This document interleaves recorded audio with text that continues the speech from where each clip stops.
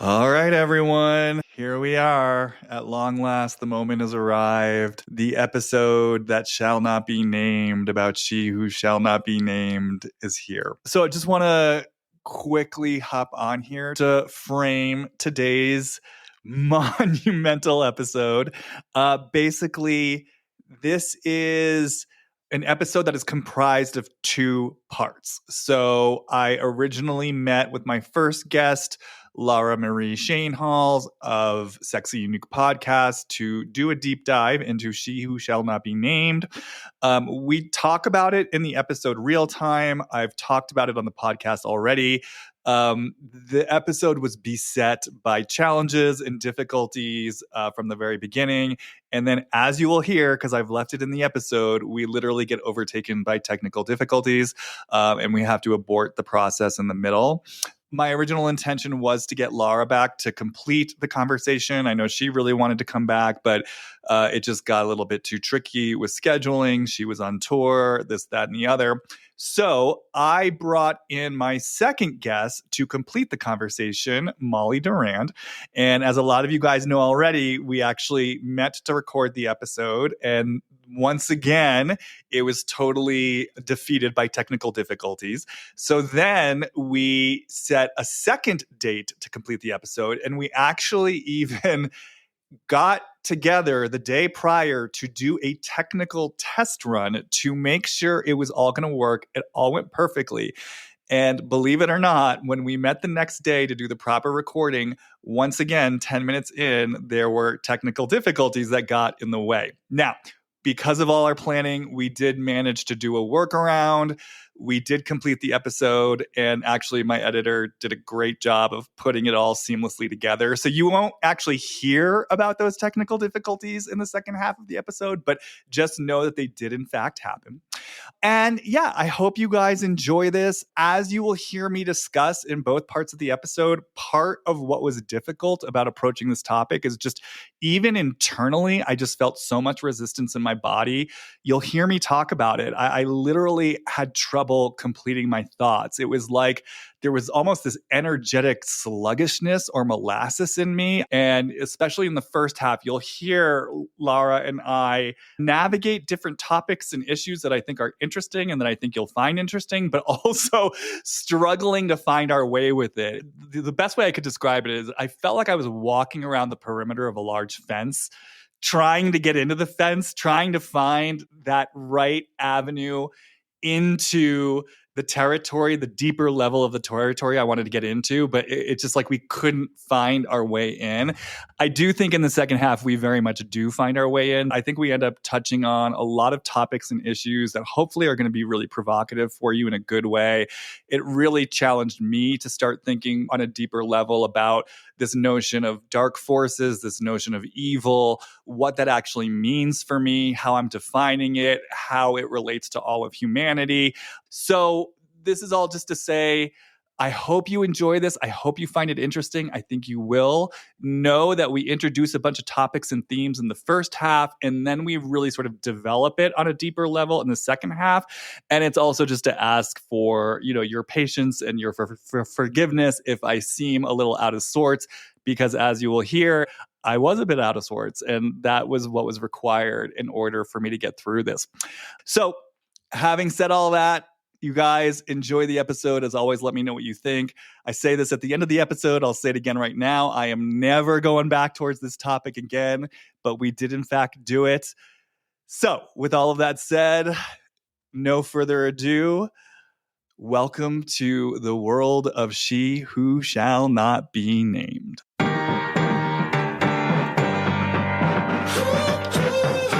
Hi, and welcome to Deep Dive with Jamie Stein, where we take a deep dive look at all things reality TV, pop culture, and the world at large. I'm an intuitive and an empath, which means I pick up on the thoughts, feelings, and energy percolating in other people and the world around me. I believe there is meaning waiting to be found at every turn if you're willing to see it. So join me as we dismantle everything from trash TV to high spiritual concepts and learn more about ourselves, each other, and how we're all connected.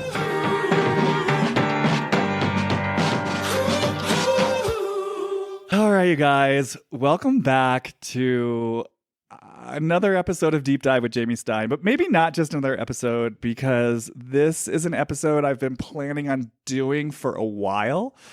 And as I was just sharing with my guest, who I'm about to bring out in a moment, I feel like it's like making me a little frazzled. Things feel a little disorganized and chaotic. I did not get much sleep last night. I've been having technical difficulties. I've been trying to do my drop-ins ahead of time to prepare, and the psychic energies just do not want to cooperate with dropping into this particular person, which in some ways makes a lot of sense to me.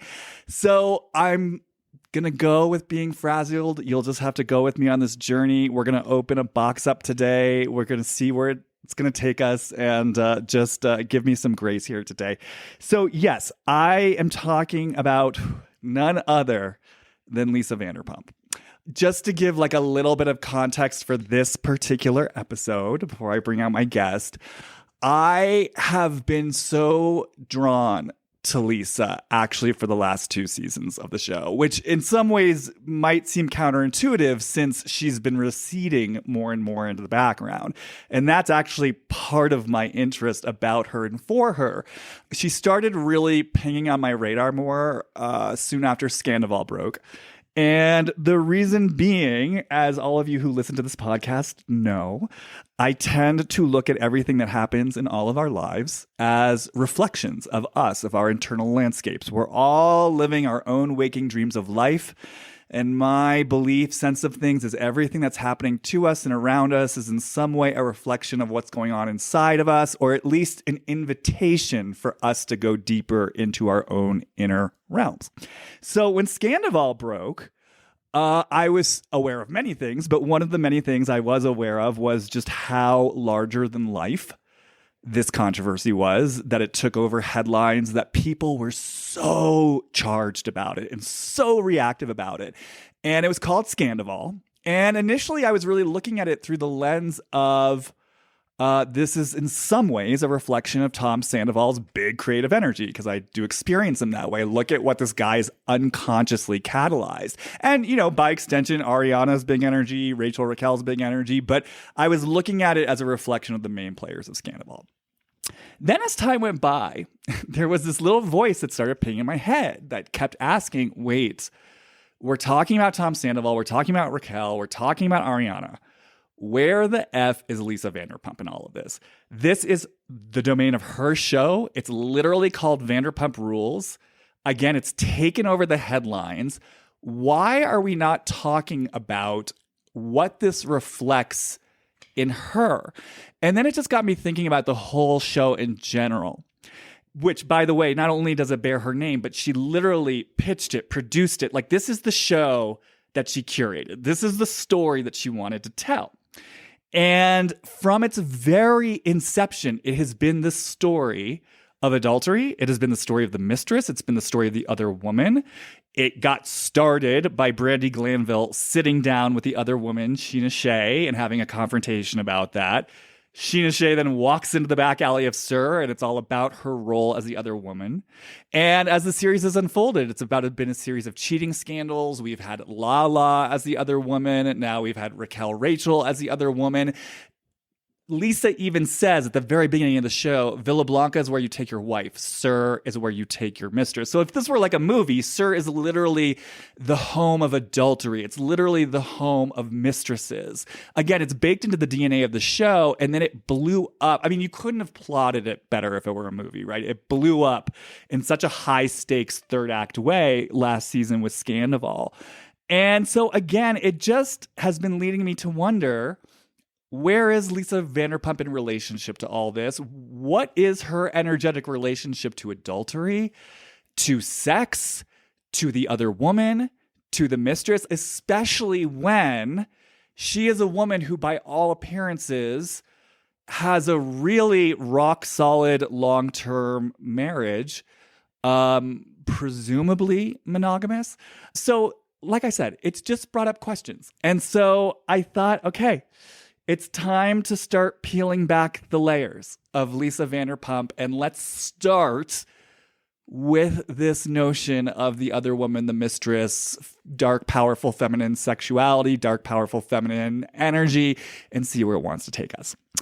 So, having said that, I figured who better to bring out for this initial entry point into Lisa Vanderpump than someone who I would consider kind of a Vanderpump Rules expert at this point.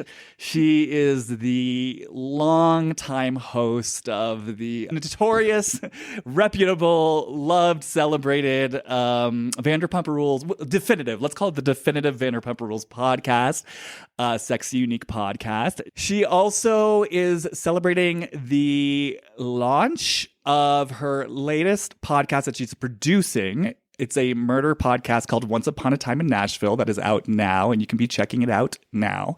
And she is, by and large, just a local expert on all things Vanderpump and her corner of the world in West Hollywood. Please welcome back to the deep dive, because she has been on way back when I first started the podcast, Laura Marie Shane-Halls. Hi, Laura. Hi, thank you for having me. It's good to be back. Oh, it's so good to have you back. How are you today? I'm good. I feel like a tad frazzled too. And I'm, now that you mentioned like your hesitancy with dropping into Lisa or feeling like maybe energetic blocks are up, I feel compelled to let you know that once you said her name initially, like you said you were going to talk about her today on the podcast, my video and audio for you went out like immediately and was paused for a good 10 seconds until it came back. And I was like, she really is protected by some sort of like witch-like spell or spirit who does not allow people to get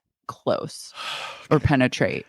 Look, people might think I'm being ridiculous, but I am so glad you're saying this. No, because it relieves me, because first of all, I was sharing this with you before the episode started. I'll share it with the listeners. I've honestly been so nervous to go towards her and to start. And I actually am seeing this as maybe a series of episodes, because I think there's so many different separate topics we could get into with her, like fame, TV, all this stuff.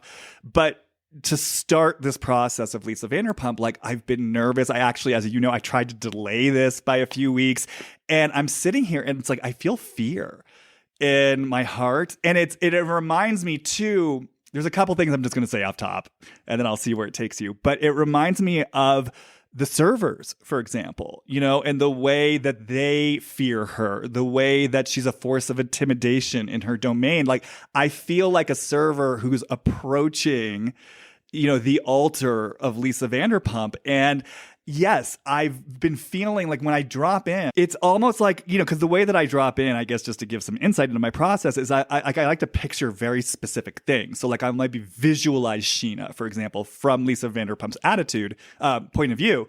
And then I'll literally just see what happens in my body, what's the energy that moves through me. And it's like, I'm trying to think of how to explain it. It's almost like I can't keep the picture in focus for long. It's like I see the image of Sheena and then it just like bursts apart and my energy leaves my body, and I can't stay in my body long enough to penetrate her. And I have been feeling leading up to this like something is keeping me out, and it has felt very witch-like to me. Do you think that it's like her own energy, or can you have people like place energetic blocks or fields around you, can't you? Well, yeah, it's so interesting that you're asking me that. Oh, I love this. We're already in the psychic flow of things. Oh, yeah, I'm ready to fucking go. Well, because when you were saying what you were saying about the video going off and her being protected, I had that thought, and I'm just going to name this, like, even now, there's something in me that wants to, like, stop talking, if that makes sense. Like, I can feel the words wanting to stop down. It's like I'm having to force myself to complete my sentences. And I was jokingly thinking to myself before this episode started, oh, I should cast a protection spell for Laura and me to protect us from... I know, we need a protection spell. Maybe that might be an essential thing. Can you do it in retrospect, or is it like has to happen beforehand? Well, look, I'm no witch expert, but I'm just gonna You guys, look, this is a Just like a spiritual. light incantation or something might help. Well, what I'll do is I'm just going to drop into myself for a second. We'll Okay, keep it really quick and simple. great. And I'm just going to visualize. I never do this type of stuff, but I am going to visualize. I'm just visualizing kind of like a golden light that surrounds us. That is sort of our Okay. force of protection. I'll do the same. Okay, great. So, and listeners, you can do the same as well. We're all going to protect ourselves. And just to also, this is what I will do. I'm going to state my intention that this podcast is for the spirit and intention of this podcast is for the greater good of everyone involved, including Lisa, the listeners, us. So just asking for help and assistance with that and asking for protection from anything that does not align with our good intentions for the sake of the highest good. All right. So when you were speaking, yeah, it was like, it felt to me partly her inner protection system as this sort of powerful magical witch. But then when you were speaking too, I felt the possibility of a presence of, yes, something almost imposed on her or that was placed on her, something that she's perhaps carrying for other people or for her lineage unconsciously, and perhaps we'll get a little bit into her own relationship with her mother. But I felt that possibility. So it's very interesting to me that you brought that up right away. I'll bet she knows good psychics and like good energy workers to help her with that kind of stuff. Because part of me feels like the Lisa lore is that she is very powerful at the end of the day and has a lot of influence and knows people in high places. And what you see on TV is not necessarily like what you get in a like business relationship or like a personal relationship with her. Well, it's interesting you say that because part of my fear has been, I mean, look, I always joke about the Illuminati, but it's a half joke. I don't know. Obviously, I don't know. I'm not a part of the Illuminati. And I don't know, if the Illuminati actually exists, but I do tend to believe in some sort of power structure that does like to hoard the power and keep it amongst it just makes an upper elite. It just makes sense to me. And part of my fear was this feeling like I feel as though Lisa Vanderpump has some possible connection to whatever this experience of a possible form of the Illuminati is, and that's part of her protection. Like now I'm hearing the words deal with the devil. You know what I mean? It's like that if there were someone who made a deal with the devil, it's her and Ken Todd. And it's like I almost feel mean saying this, and I don't even know if it means consciously or if it's something that's happening on the unconscious realm. So who knows what the fuck we're bringing in here. The other thing that came to me, like whenever I would start to approach her to drop in, it's almost like, I mean, I don't know if you have personal experience with, going on kind of medicine journeys that take you into hallucinogenic places. But back in the day when I was deep in that world, I would literally see like fractals and kaleidoscopes of like sacred geometry. And it felt like I was being invited into like the underlying sacred geometry of life. And it's like I would start having those images like as I went towards her and her energy. And I guess the way that I experienced it was just, how would I put words to it? Just like there's something going on here that's not operating just on the surface level of our world. That's what it feels like to me. There's something else going on here, deeper, more connected to something that's in the unseen realms, and it feels possibly connected to darkness to me. So I'll leave that there. But my question to you, based on what you just said, was, do you have like when you say what we see on TV is different than maybe what the reality is of doing business with her, for example, like, do you have an energetic sense of what you feel that face behind the TV face is, or does it like have a particular quality to you or anything like that? I just get this sense that, I mean, she's an actor, right? Like that was her beginning career path, like how she made her bones pre-Ken, according to her. So I feel like she puts on a character, which everyone does for the show and the multitude of shows that she stars in. It's like there's Lisa Vanderpump, the character, But then there's like Lisa Vanderpump, the shrewd businesswoman. And I just do think that in order to get to the place that she is now, you aren't necessarily this like the same it's not the same persona as like this character that you play on TV, right? Because like in business you have to be very straightforward, sometimes like cutthroat, you have to be making decisions and be very definitive and like powerfully in charge. And I don't know if it's like she's doing that in an evil way, but I just know that it's like to get where she is, there has to be a lot of shrewdness. Mhm. So I don't think we see the like shrewd side of her on television, but I think there's behind the scenes machinations. And it's interesting to see who she's aligned herself with is like, I mean, on Beverly Hills, for example, once people caught wind of the machinations that were happening behind the scenes, allegedly with the Lucy Goosey Apple Juicy stuff and the radar online of it all, they turned on her and she was out and like fully aligned herself with Vanderpump Rules. And Vanderpump Rules is pretty much like the least powerful people you could ever find grouped together and put on TV for entertainment. Like truly people with no age, desperate people who are lost with very little to no agency. And I think the push pull of Vanderpump Rules has been like you see these people achieve fame, wealth to some extent, and try and exercise their agency. And when that happens, they're cut.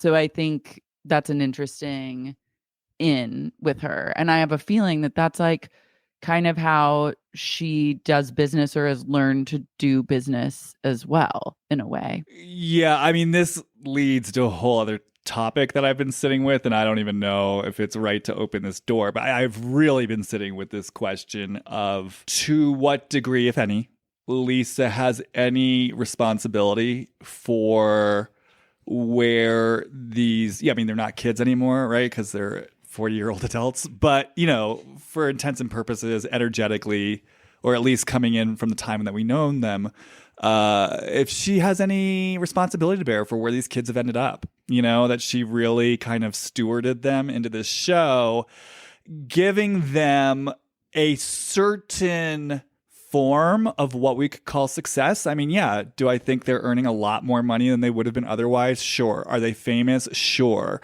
I mean, there's a way you could look at it and say they are successful, but then certainly watching this last season play out, you know, you could also ask a question at what cost and where is this going to leave them? And again, I've just been thinking about her role in all of this and whether, like I said, she has any responsibility to bear or to answer for in terms of, you know, what feel like a lot of lost souls to me, you know, especially when I look at someone like Tom Sandoval, who obviously is responsible for his own choices. It's not like he can blame Lisa Vanderpump or the show, but at the same time, you know, I feel like we really watched someone. I mean, who's to say if he could have gone either way? I personally don't think he was the hollow narcissist, you know, quote unquote, that we're seeing now all along. I feel like it's been a road, and I feel like the show has enabled that road.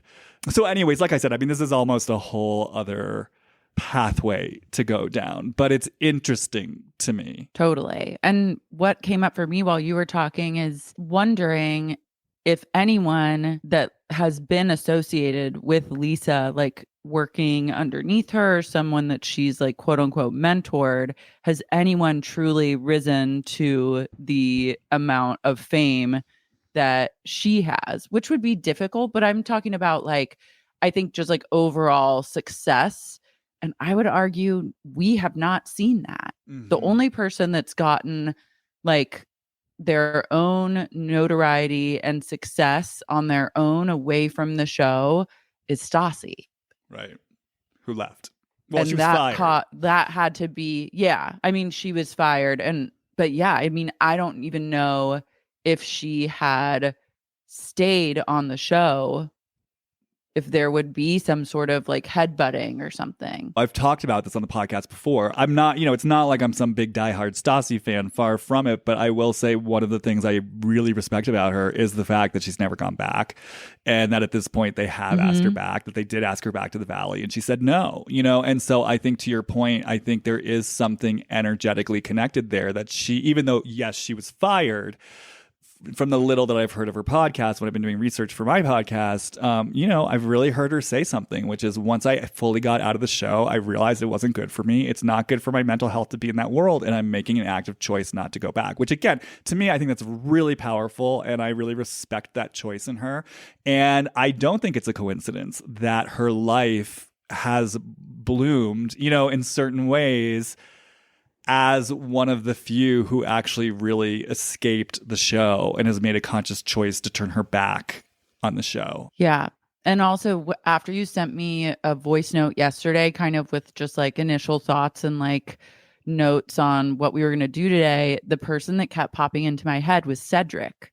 And that whole relationship that Lisa had with him and how he just essentially disappeared, kind of. Well, and it's interesting too, because going back to what you were saying about her being a shrewd businesswoman and sort of not fully seeing that side of her, it does remind me of all the murmurings that, we tend to sort of joke about or allude to, but like the murmurings of scandal that kind of rise to the surface. So, I mean, there have been lawsuits about Ken and Lisa attempting to cover up evidence of sexual harassment of one of the managers, I think it was Villa Blanca, towards one of the servers, Oh, I remember that. There's been rumors of, there's still murkiness around whatever was happening with Rent, with Pump, where she claimed they raised the rates and they couldn't afford it anymore. And the landlord came forward saying, no, that's not actually true. And then, of course, I know you always joke about it, but there are these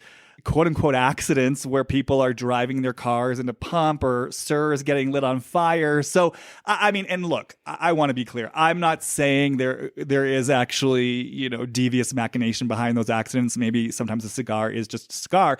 But to your point, it is interesting that as an entrepreneur and a business owner, there are whispers that follow them around. And some of it, at least, has been substantiated to some degree. Like, I believe it was proven that Ken or someone destroyed video footage to basically try to block this sexual harassment lawsuit that one of the employees. And I actually, oh God, should I even say this? I'll say it. Maybe I'll think about cutting it. But like, I know some people who have worked at some of her establishments who realize that they got stiffed in terms of their paycheck and weird things being done with the taxes. Like, their accountant caught it. So it does feel like there are possibly things that are not quite on the level behind the scenes. Yeah. And it's almost like the character that she plays makes it campy or funny to wonder out loud about what she's up to. But yeah, I don't know. Now I'm feeling the like, don't talk energy. Stop talking energy. No, when I tell you, like, I've been sitting here this whole time thinking, can I release this? I've already decided I'm not going to title it Lisa Vanderpump. Like, I'm going to title it something else so it's in secret. But yeah, what were you going to say? No, it's just like, I think I just have to go back to my main, I guess, thesis is like, what you see on TV is not what you get day to day. Is there, okay, do you read Harry Potter? I've never read Harry Potter. Neither have I. Is there a character where, because when I said I'm going to title this something else, which, by the way, I truly am going to title this something else, I want this to be under the cloak of secrecy, which, by the way, also makes sense for Lisa Vanderpump. But it's like something came into my mind about, I believe it's Harry Potter, I guess one of my listeners will have to tell me, where there's a character where it's like, they shall not be named. Or like there's a name you're not... shall not be named or something like that. Yeah, like there's a name you're not supposed to utter. Maybe that's Voldemort. I don't know exactly like the lore of Harry Potter, but that sounds right to me. Well, from my very limited knowledge. Most people Mhm. know Harry Potter. Neither of us do.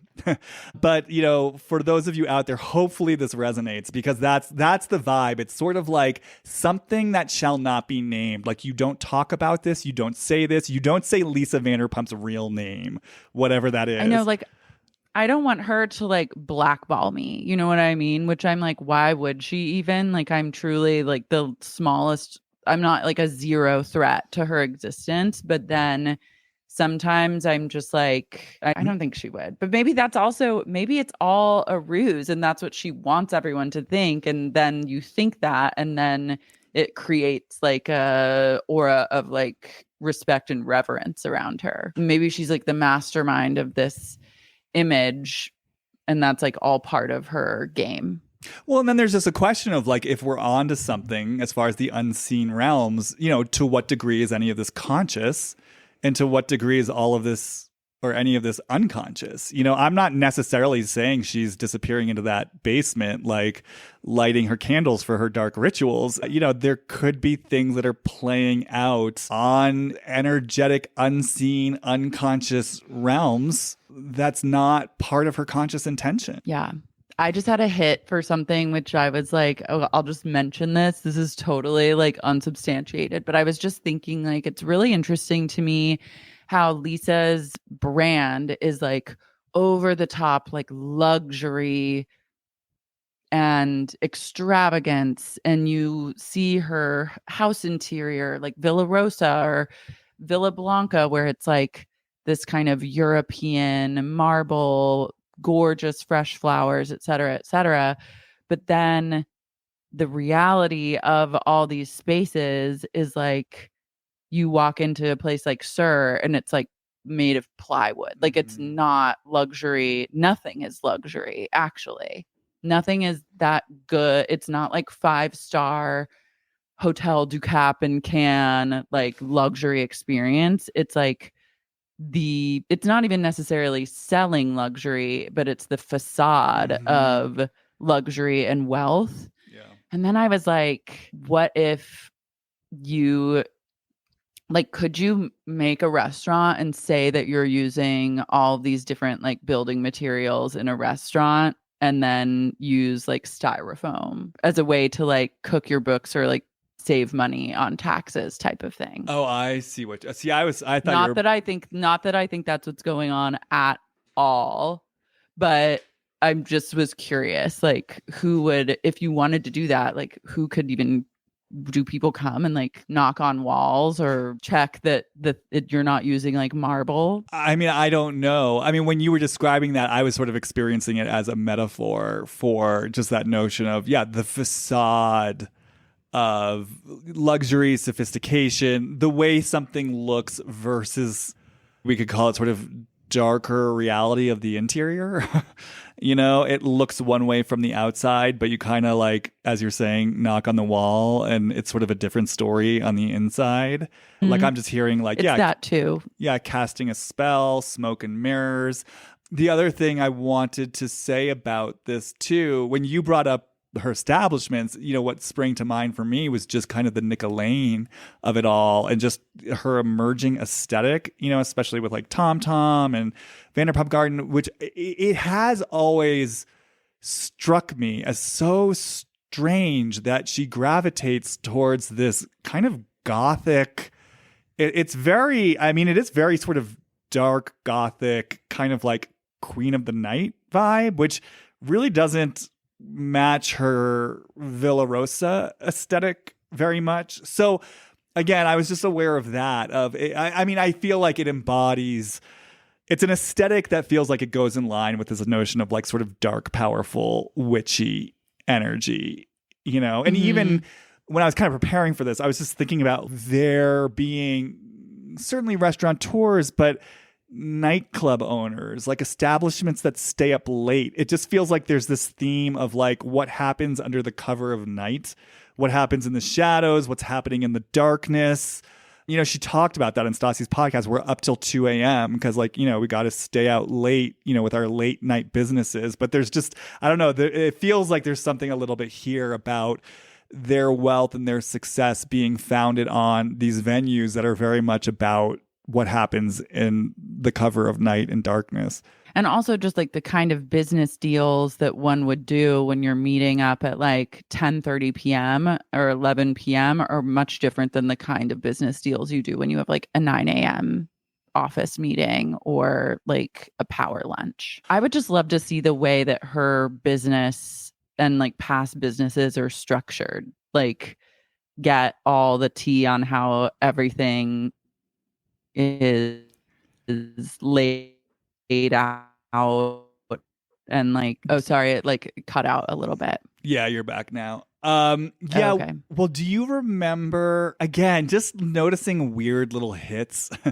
Do you remember that whole little thing about her and Ken not wanting to sign a contract with Tom and Tom? Mm-hmm. And it was like, and she was almost, what's the word? Not disdainful, but just like, I kind of like, I can't believe, like incredulous. Like you could tell there was a charge for her. Like normally we just shake hands and we don't deal with this.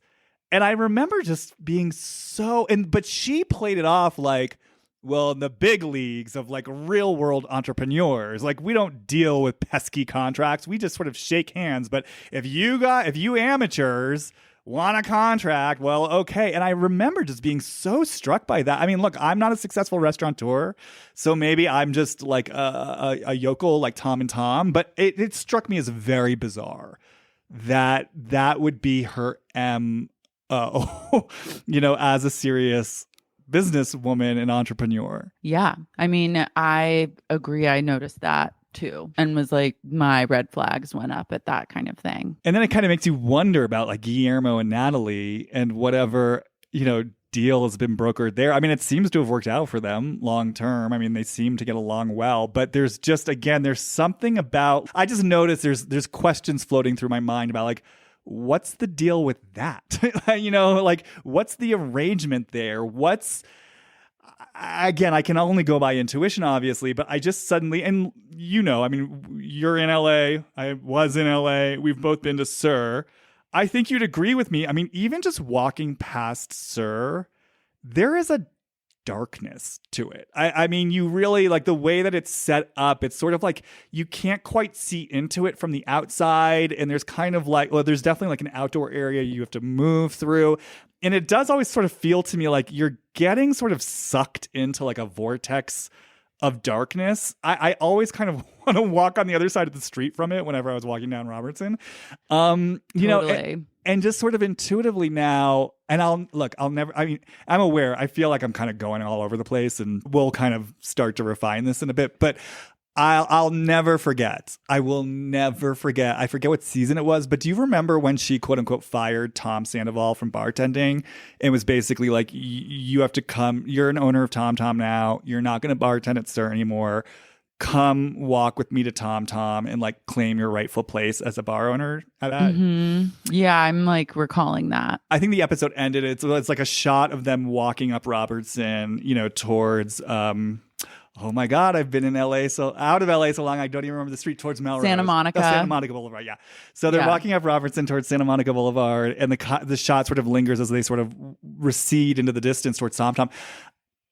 Getting chills now. I remember watching that.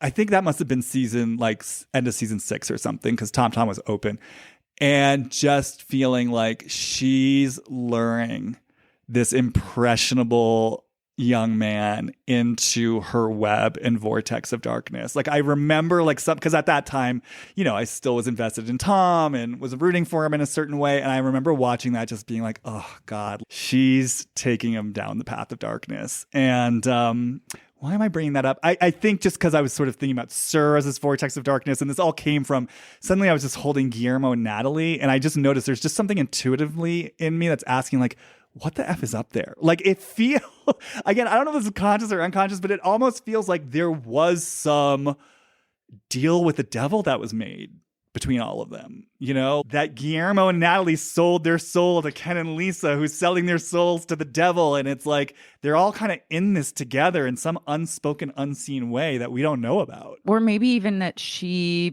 everyone I think was flabbergasted as to why she would go into business with Tom Schwartz and Tom Sandoval, of all people on that show. But maybe there's something to be said for going into business with two of the dumbest people to ever exist. Like, it's the type of people who aren't going to ask questions, who are happy to put their names or faces on a business. And like, maybe that's a similar thing with Guillermo and Natalie. Yeah, I feel like this does come back around to sort of what you were saying earlier about the whole setup of the show. And I feel like this maybe could circle back around, to what I originally brought in, which is her relationship to the mistress and the other woman. But, that the whole show is set up in a way where obviously it is her domain.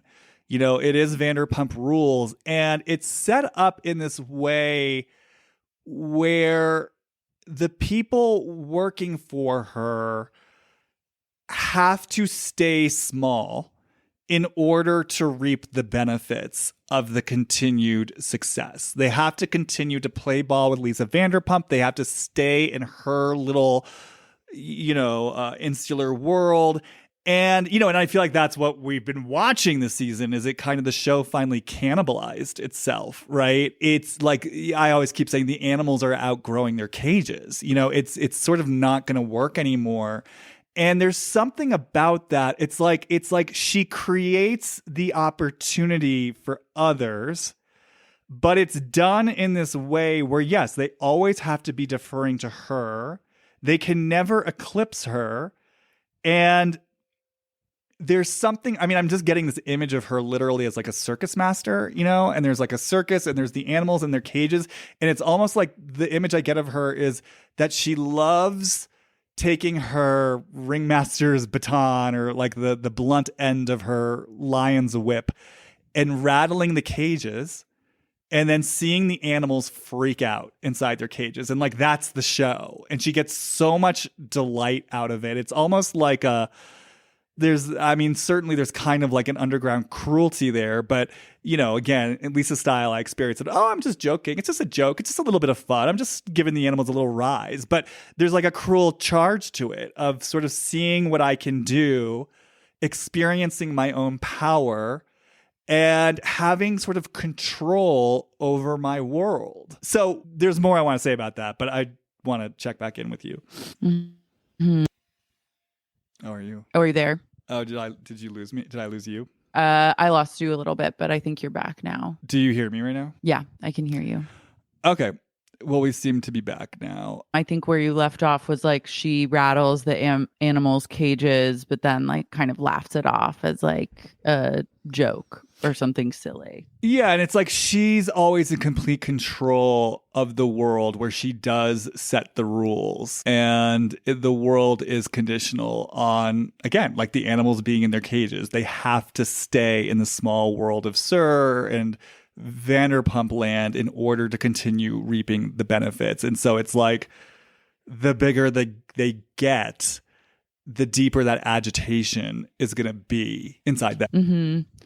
I agree. And it's interesting too to think of these spaces, especially how they were in like the early days of the show when the cast all worked at Sir. It was like going to the zoo where you can go and see the creatures that you watch on TV in real life and like interact with them and watch them interact with each other. And it's interesting that everyone has kind of followed in the footsteps of Lisa, the restaurateur. Like the Toms have their place. There's now the sandwich shop, which in being in those places is kind of the same thing. Where, you're going in to maybe get a sandwich, but you're also going in to like see if Katie or Ariana is there. Yeah, it's like she creates these little Disneylands that are like these tourist attractions. And then it's like they know that might be a business model that works for them. Oh, not to mention like Jax's Studio City, but like none of these people ever like set out with the goal to open a restaurant for themselves. You're like right. That was never end game. So it's funny that they now are all in the same position. I think that is partially due to it being a technique that works financially, maybe. But yeah, I don't know. Also, it's like, can you do it as well as Lisa? Like Lisa is someone that you will see in passing, or like you might see her at a table, but it's not the same type of accessibility as even someone like Ken is. And it's true. I mean, even just talking about something about her, it just brings to mind too all the weird murmurings about Chef Penny and whatever's going on with that, who was referred to Ariana and Katie by Lisa Vanderpump, you know, and now I am still not clear on exactly what's going on, but there was a non-amicable separation of ways between Ariana, Katie, and Chef Penny.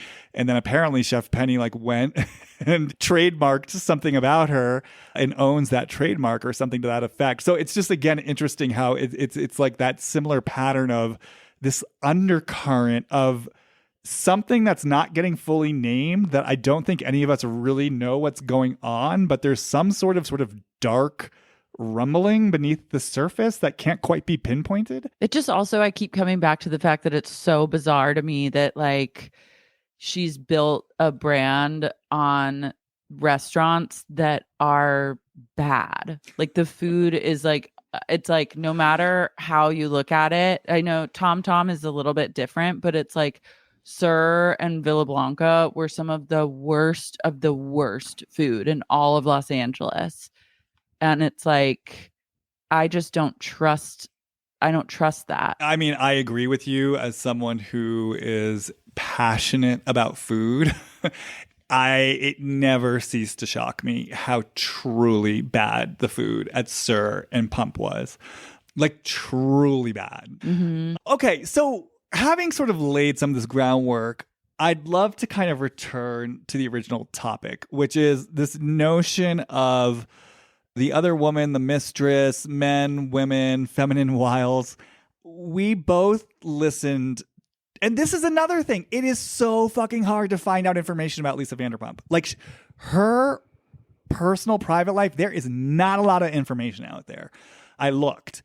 And so, but what we both did was we listened to most of Stassi's interview with Lisa Vanderpump that she did several years ago when she was still on the show. What was her podcast called at that point? Straight Up with Stassi? Yeah, I think so. So Stassi did this interview with Lisa Vanderpump. And so Lisa did go a bit into her history on that podcast. Now, I thought it was fascinating to hear some of what she was saying. So there's a couple things that I sort of want to lay out here. First of all, I want to say it really didn't hit me until I was listening to that podcast that Lisa was 21 when she married Ken. 21 years old, and he was 37. That's huge information. I mean, I know we knew there was an age gap, but obviously now they're at an age where that gap is less pronounced, right? It's much different now than when someone's 21 and 37.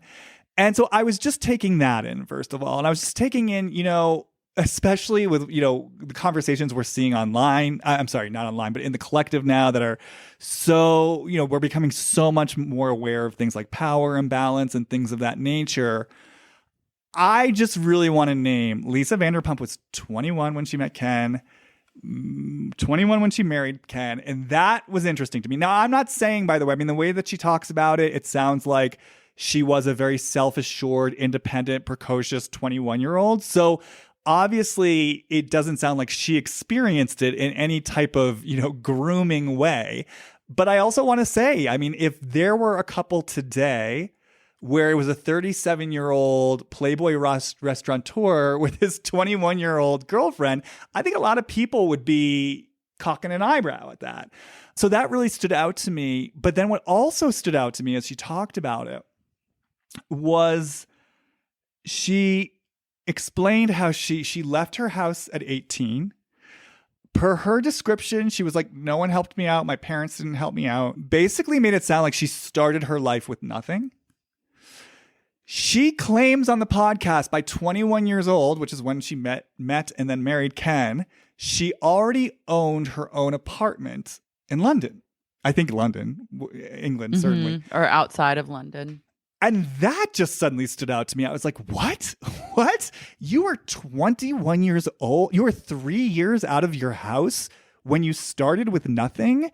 And you already owned your own apartment? And Stassi asked her, I think, like, well, essentially from what money? And Lisa, I don't even know if she expressly said it or if Stassi offered this and Lisa agreed, but it was sort of arrived at that it was through a combination of, she was like, I worked really hard. I was waitressing, I was acting, and I was modeling. And so I was like, okay, so Lisa, I guess, socked away enough money in 3 years as an 18, 19, 20-year-old to put a deposit on her own apartment in London. I guess I'm just saying all this because I'm starting. I just kind of want to identify threads of her origin story because we're talking about the other woman, and the mistress and adultery, which to me, speaks to, as I've explored this podcast before, like dark, powerful feminine energy, the adulteress, the seducer. And then I'm sort of looking at Lisa and here she is, like, obviously she wasn't another woman. Like, she didn't steal Ken from anyone, quote unquote, steal. But also the way she talks about the courtship, it's so interesting because Stassi sort of starts out saying, basically, how did you get Ken to commit to you, like notorious playboy? And Lisa starts out saying, well, look, I think that whole framework is kind of disempowering. You shouldn't be thinking about getting a guy. You should be thinking about why he deserves you, and she really framed it as this like sort of like woman's empowerment thing. That does sound great and it sounds strong and, she sounds powerful. But then I was also sort of listening to other things that she said at the same time. Well, and also, again, I'm taking in she's 21 years old at the time. She's this young woman, right? And she starts saying things like, it's just things to the effect of, like, I never want to be someone who's just makeup free, cooking meals in the kitchen and looking unglamorous. And then she literally says, because then that hooker in the high heels walks by and suddenly she's looking good, or she says something to that effect. And I just thought that language was really interesting. It's like not, a really well put together woman walks by. It's like a hooker, a hooker walks by. I thought that was just like an interesting split in her mind between the wife in the kitchen and the hooker. But she's saying these things that, like, even though she's saying this isn't about landing a man, keeping a man, knowing how to make a man happy, she does say these kind of, I don't know if old school is the right phrase, but she says these things that do then speak to, look, you want to keep your man happy, but I do think it's interesting that she was bringing forth a lot of this in context of a conversation where she started out by saying, well, you shouldn't have to do anything essentially to land a man, keep a man. It should be about the man coming to you. Yeah, it's like she's what's the word for it? She's oh my God. Fuck, I lost my word. She's that which shall not be named. I know. She's like negating everything she said before by then saying, oh, you need to be like dressed up, cooking, looking flawless 24/7, valuing your time, and et cetera, et cetera. And the thing is, it's like, but it's very veiled. It's like, it was only because I was listening with such an attuned ear to what she was saying that I even sort of caught it. Like, there's a way that, I mean, kind of what we were speaking to at the beginning, there's a way she packages all of it where it does from the outset just feel so empowering. And again, and so this is what I want to say, like, I do feel like this is part of her vibration. Like, I'm not knocking it. I do think Lisa Vanderpump has a very strong relationship to a certain type of, seductive, what we could call powerful feminine energy. And I think that she embodies it very powerfully, but it's almost like what's interesting to me is it's almost like she was a more successful version of a Lala. Like, I feel like Lala sort of tried to do what Lisa Vanderpump did with Ken. You know what I mean? Which is to land this man who could then, I think Lala really wanted Randall to be her partner in crime. And I think she really wanted to create like a family with him. And I think she really wanted to create like a future with him. And she was using a certain type of feminine wiles, right? To like do it and to get it and to keep it. Now with Lala, it was a lot clumsier because she's just a lot clumsier. And it was more indirect because he was a married man at the time. This is the other thing I'll say too, and I'm curious to your thoughts about this, because one of the things I used to like about Lisa Vanderpump, as someone who's never really been a huge fan of hers, is I liked that she wouldn't slut shame people. Like, I liked when everyone else on Beverly Hills was slut shaming Brandy, she refused to do that and instead formed a bond with Brandy and then became friends with Brandy. I liked that she had Sheena's back when everyone was against her. I liked that she didn't slut shame Lala. And initially I was like, oh, this feels like a form of, for lack of a better word, feminism. She's not going to slut shame these women and she's actually going to support them. But now it's like, as we're getting a bigger and bigger picture, it's almost like I want to say, it's like Lisa Vanderpump has her own relationship to what I would call the energy of the seductress, the temptress, the feminine wiles, the woman who knows how to lure a man into something and to keep a man. And she did that with Ken. But then in creating this show that's based upon these like women who are actual adulteresses, it's like, I'm losing my words now. It's like she's taking this energy that she has a relationship to, finding a kind of slightly clumsier, distorted, or immature version of it, putting that in the cage and poking at it. But it's like an energy she has a relationship to. Does this make sense? Yeah, I think so. Well, I'm sorry, it's like cutting out a lot right now. Like it'll go in and out of hearing you, and then I'll hear like some of what you're saying, but that one just like cut out like quite a bit. Can you hear me now? Yeah, I can hear you now. Do you need me to summarize what I just said? Oh no, are you there? Hello? Hey, can you hear me? Hello? Yeah, can you hear me? Yeah. Yeah, it's just getting worse and worse. Like it wasn't so bad before, but then it was like truly every 30 seconds it would start cutting out. I stopped recording on the browser. Okay. So I can just keep the browser off. If this is continuing to work, maybe this is the solution. This seems like it's continuing to work now. Okay. So do you need me to summarize what I just said? Yeah, just like the last. Oh God, you just cut out now. Hello. Yeah. Did I just cut out with you? Yeah. Why don't you take time to like troubleshoot and then just let me know and we'll schedule another half hour to like finish up. Oh my God. I'm so sorry about this. It's okay. It's just like annoying tech stuff. I blame Lisa. All right, everyone. So here we are regrouping for part 2 of this episode about She Who Shall Not Be Named. Presumably, if you're listening to this, you just listened to the first half, which devolved into technical difficulties and madness. As you probably already know, Molly and I tried to have this conversation last week and there were more technical difficulties. It seems we're okay for now. The pathway is being cleared for us to resume and complete this conversation. I will say I don't feel well today, which is interesting. I actually thought I was going to have trouble sleeping last night because I started to have trouble sleeping. And I thought to myself, is this going to be once again another sleepless night before discussing this topic? I did fall asleep. I don't feel 100%, but we are persevering because it's time and I want this monkey off my back. And I think there's interesting stuff to explore. So you just heard my initial explanation with Lara.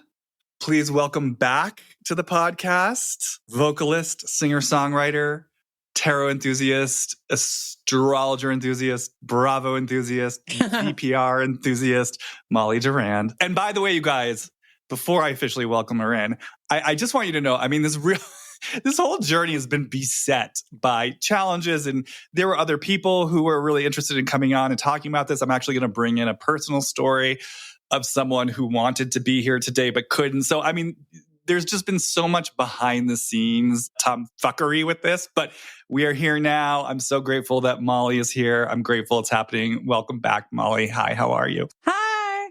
Yeah, it was wild last time we tried, like super wild. Like it was unlike any tech problems I've ever had, ever. And actually, I didn't sleep last night. I was up at 1:00, took a shower, up again at 3:00, which never happens to me. I usually fall asleep at 11 and wake up 8 hours later. And then I got a little stomach thing before we started, but now I feel like I actually like meditate a little bit. And what I heard was like, it really doesn't matter what you say. They are impenetrable. And that's what came through. So whatever that means. All right, Molly, there's so much for us to get into. I mean, you've heard the first half. I sent that to you. You've been sitting with this topic. I know you've even been pulling cards around it. Where are you in this moment? What are you first and most immediately drawn to when it comes to she who shall not be named and what she's perhaps representing for some of us as an archetypal figure? What I was really drawn to with your interview was the conversation around the dark feminine.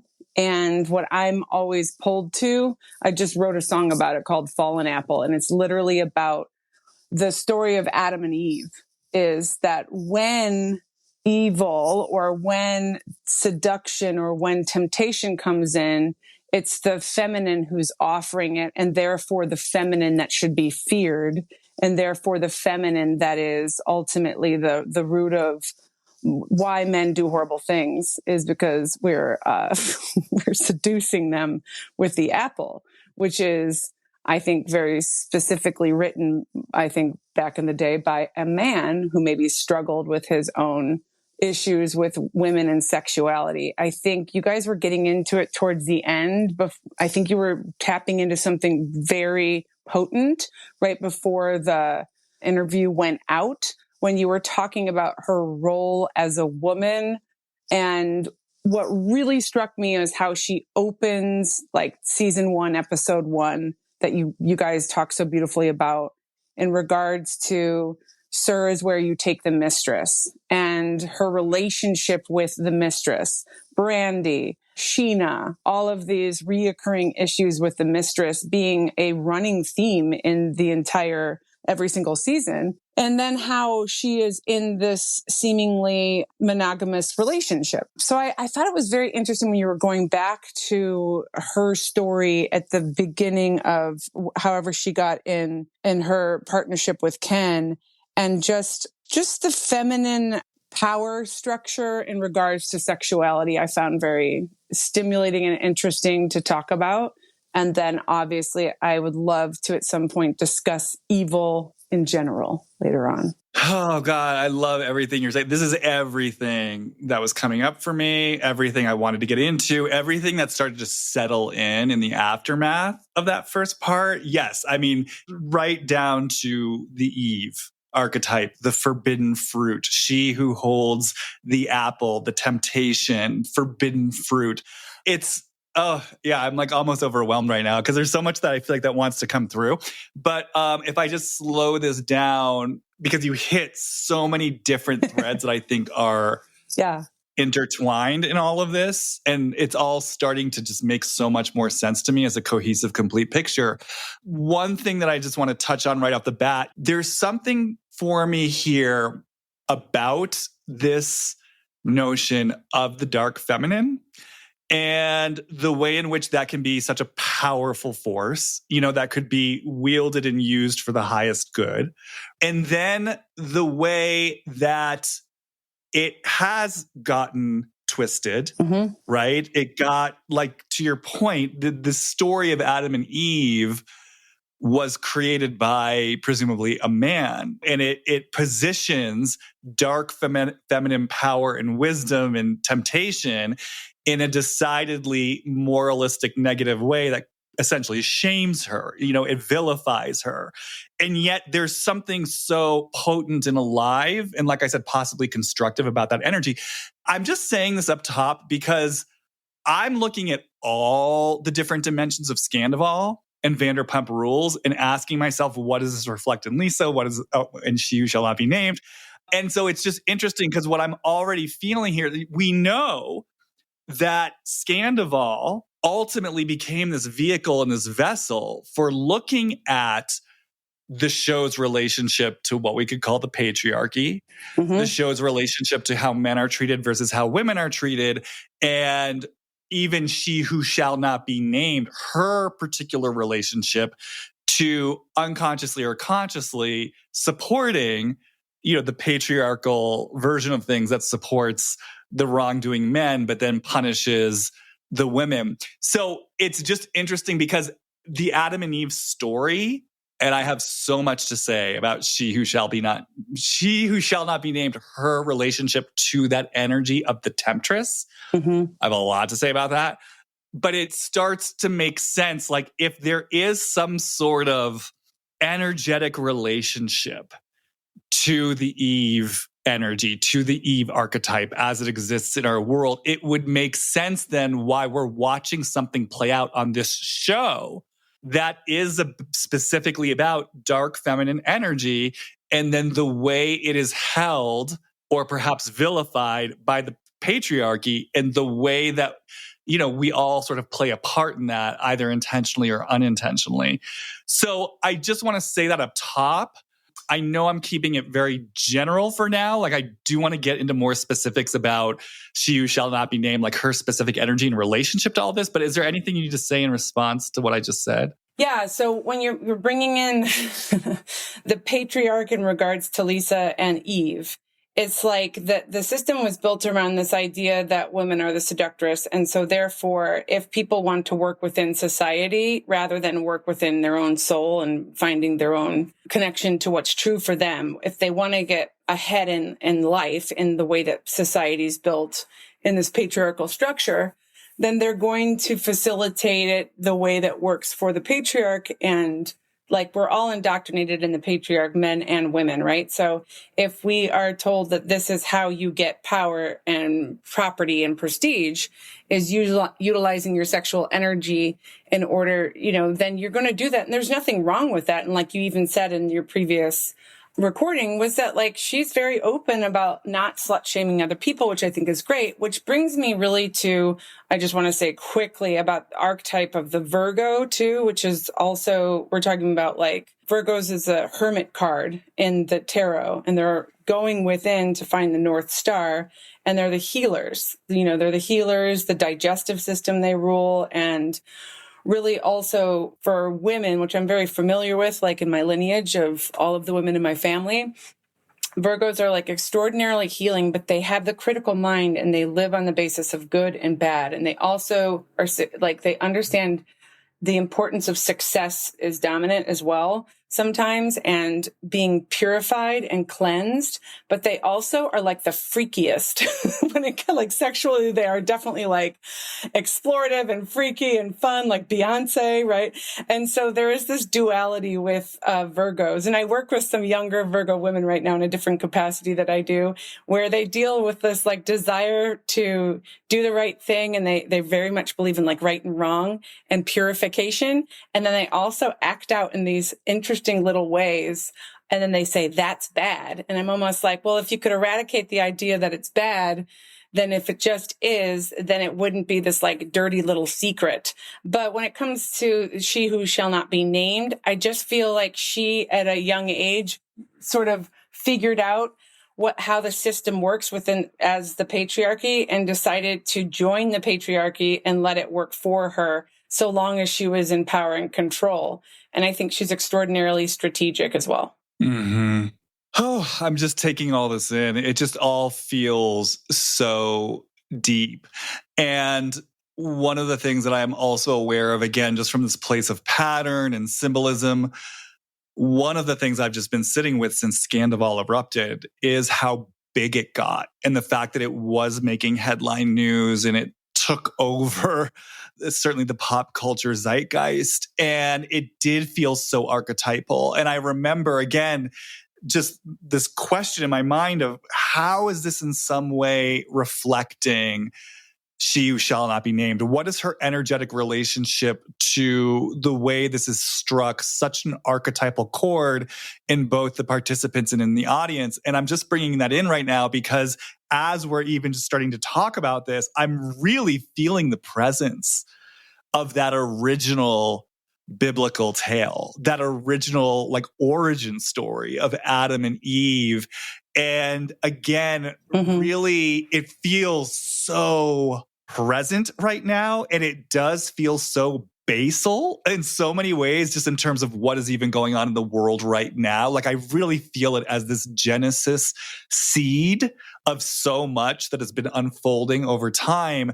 And I want to say what's particularly coming to me right now is the split that feels like it occurred, that we've already named, of the possibility of some sort of native energy of the dark feminine, of the temptress, of, she who seduces you into deeper knowledge, the possible goodness of that, and the way it got turned against itself at such an early stage of the human game. And it just feels like that initial split and the conflict that created, but kind of like what you're saying, between one might label the good aspect, the bad aspect, the division that creates, and then how that's been playing out generation after generation over time, resulting in where we are. And again, just to name it, I mean, you referenced it before, but just to name that, even She Who Shall Not Be Named framed this show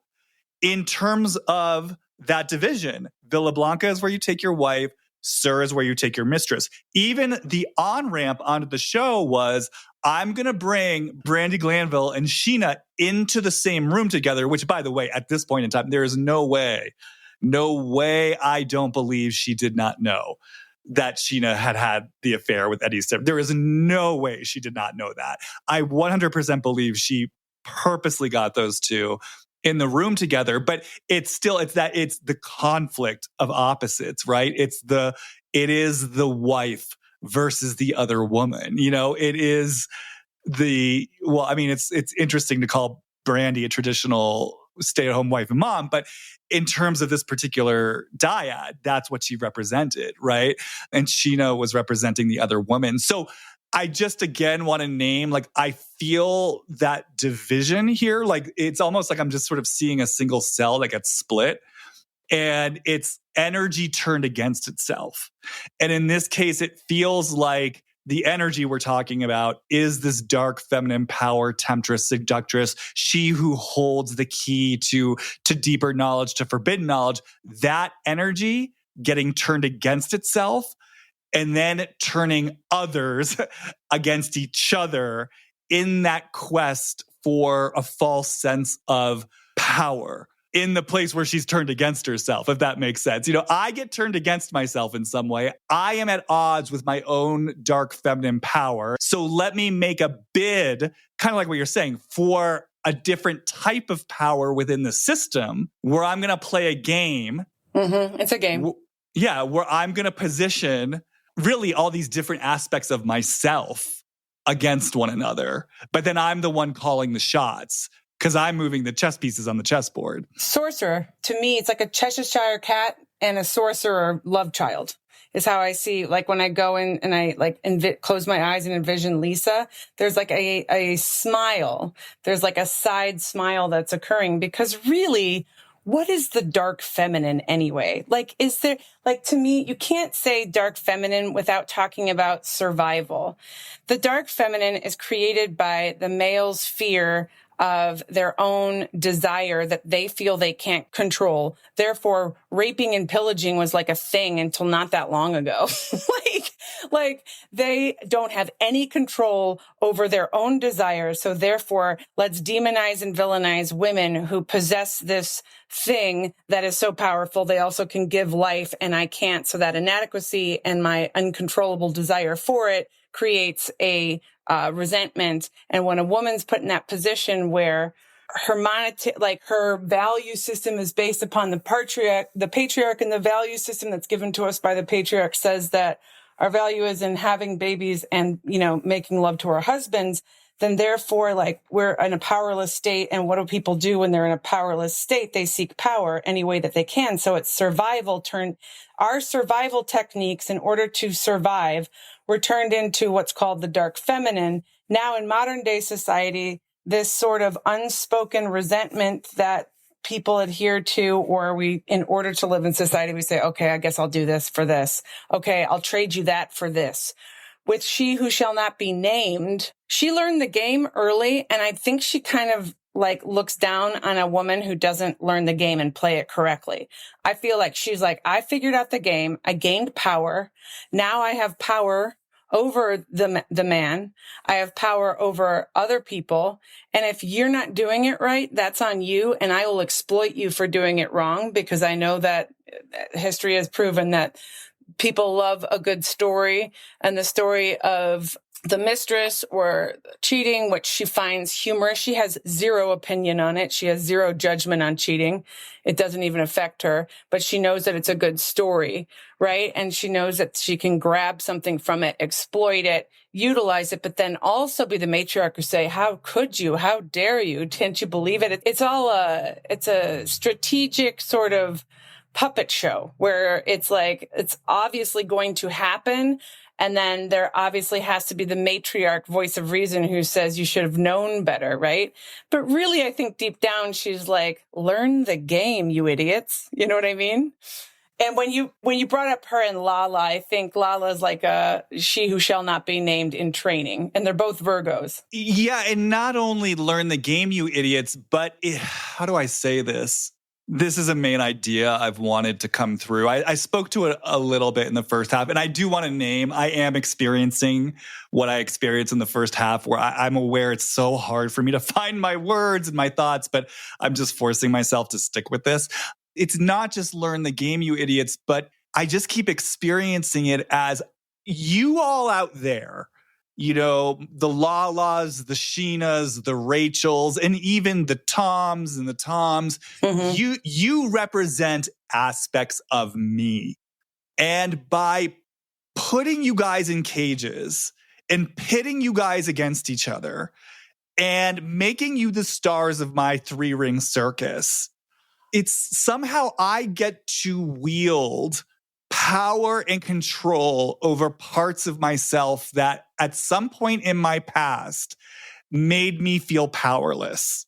You know, it's like I don't lose the game if I'm mastering the game. Does that make sense? That makes 100%. There is a magician or sorcerer energy happening here where it's almost like she at some point had to sacrifice a lot. And she's like, well, that's just how life works. So you all need to do it as well. But it's a different, as long as she's in control of it, which they all rebel against now. They're starting to. I mean, I guess I'll just start getting into my curiosity about her past and her history. And again, I'm just going to give myself permission to ramble and be all over the place because my thoughts feel so scattered right now. And if I try to organize them, it's going to be paralysis through analysis. So the only way I can do this is to be sloppy and messy. So forgive me, listeners. I have a lot of questions about her early history. So I'll just kind of, go through this the way it's coming to my mind. I've said before, I'm always really fascinated by her relationship to motherhood, both being a mother, but then and a matriarchal figure on the show, and then also her relationship to her own mother. And I remember when her mother passed away at some point during her run on TV. And I think she made a comment, something to the effect of, well, my mother was quite gifted. You know, she knew how to do a Rubik's Cube. She made some comment to the effect that her mother was very clever. There was a sense that her mother was brilliant. And I remember just taking this in and just feeling intuitively, oh, her mother did to her what she now does to other people. It just felt to me like she was lost in some sort of maze of her mother's cruelty. That she was on the receiving end of cruelty from the mother figure in her life. And that, to me, is where I start to feel the possibility of where she learned to turn against her own, what we might call womanly energy, because there was like a mother wound and there was a woman wound, possibly, if I'm right about this.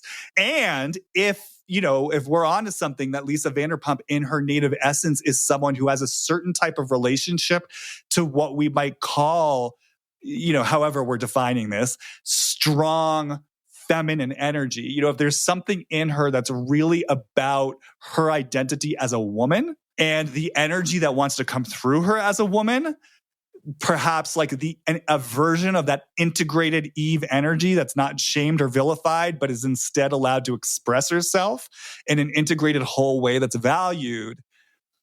If there's a wound there from her mother, I can understand then how that might turn herself against herself. Yeah.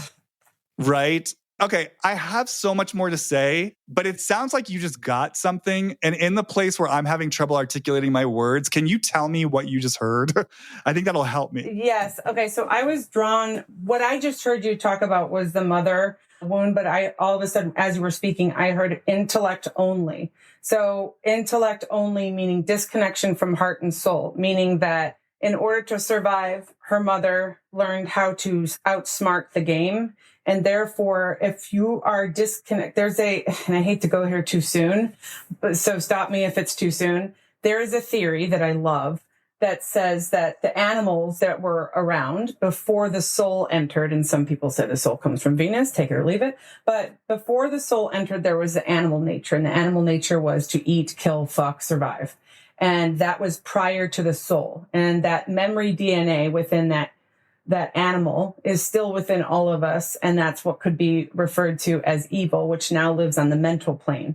So the intellect, which is now taking intellect disconnected from body and soul, is then AI, artificial intelligence, right? Where it's intellect only, no integration with heart, soul, and physical body.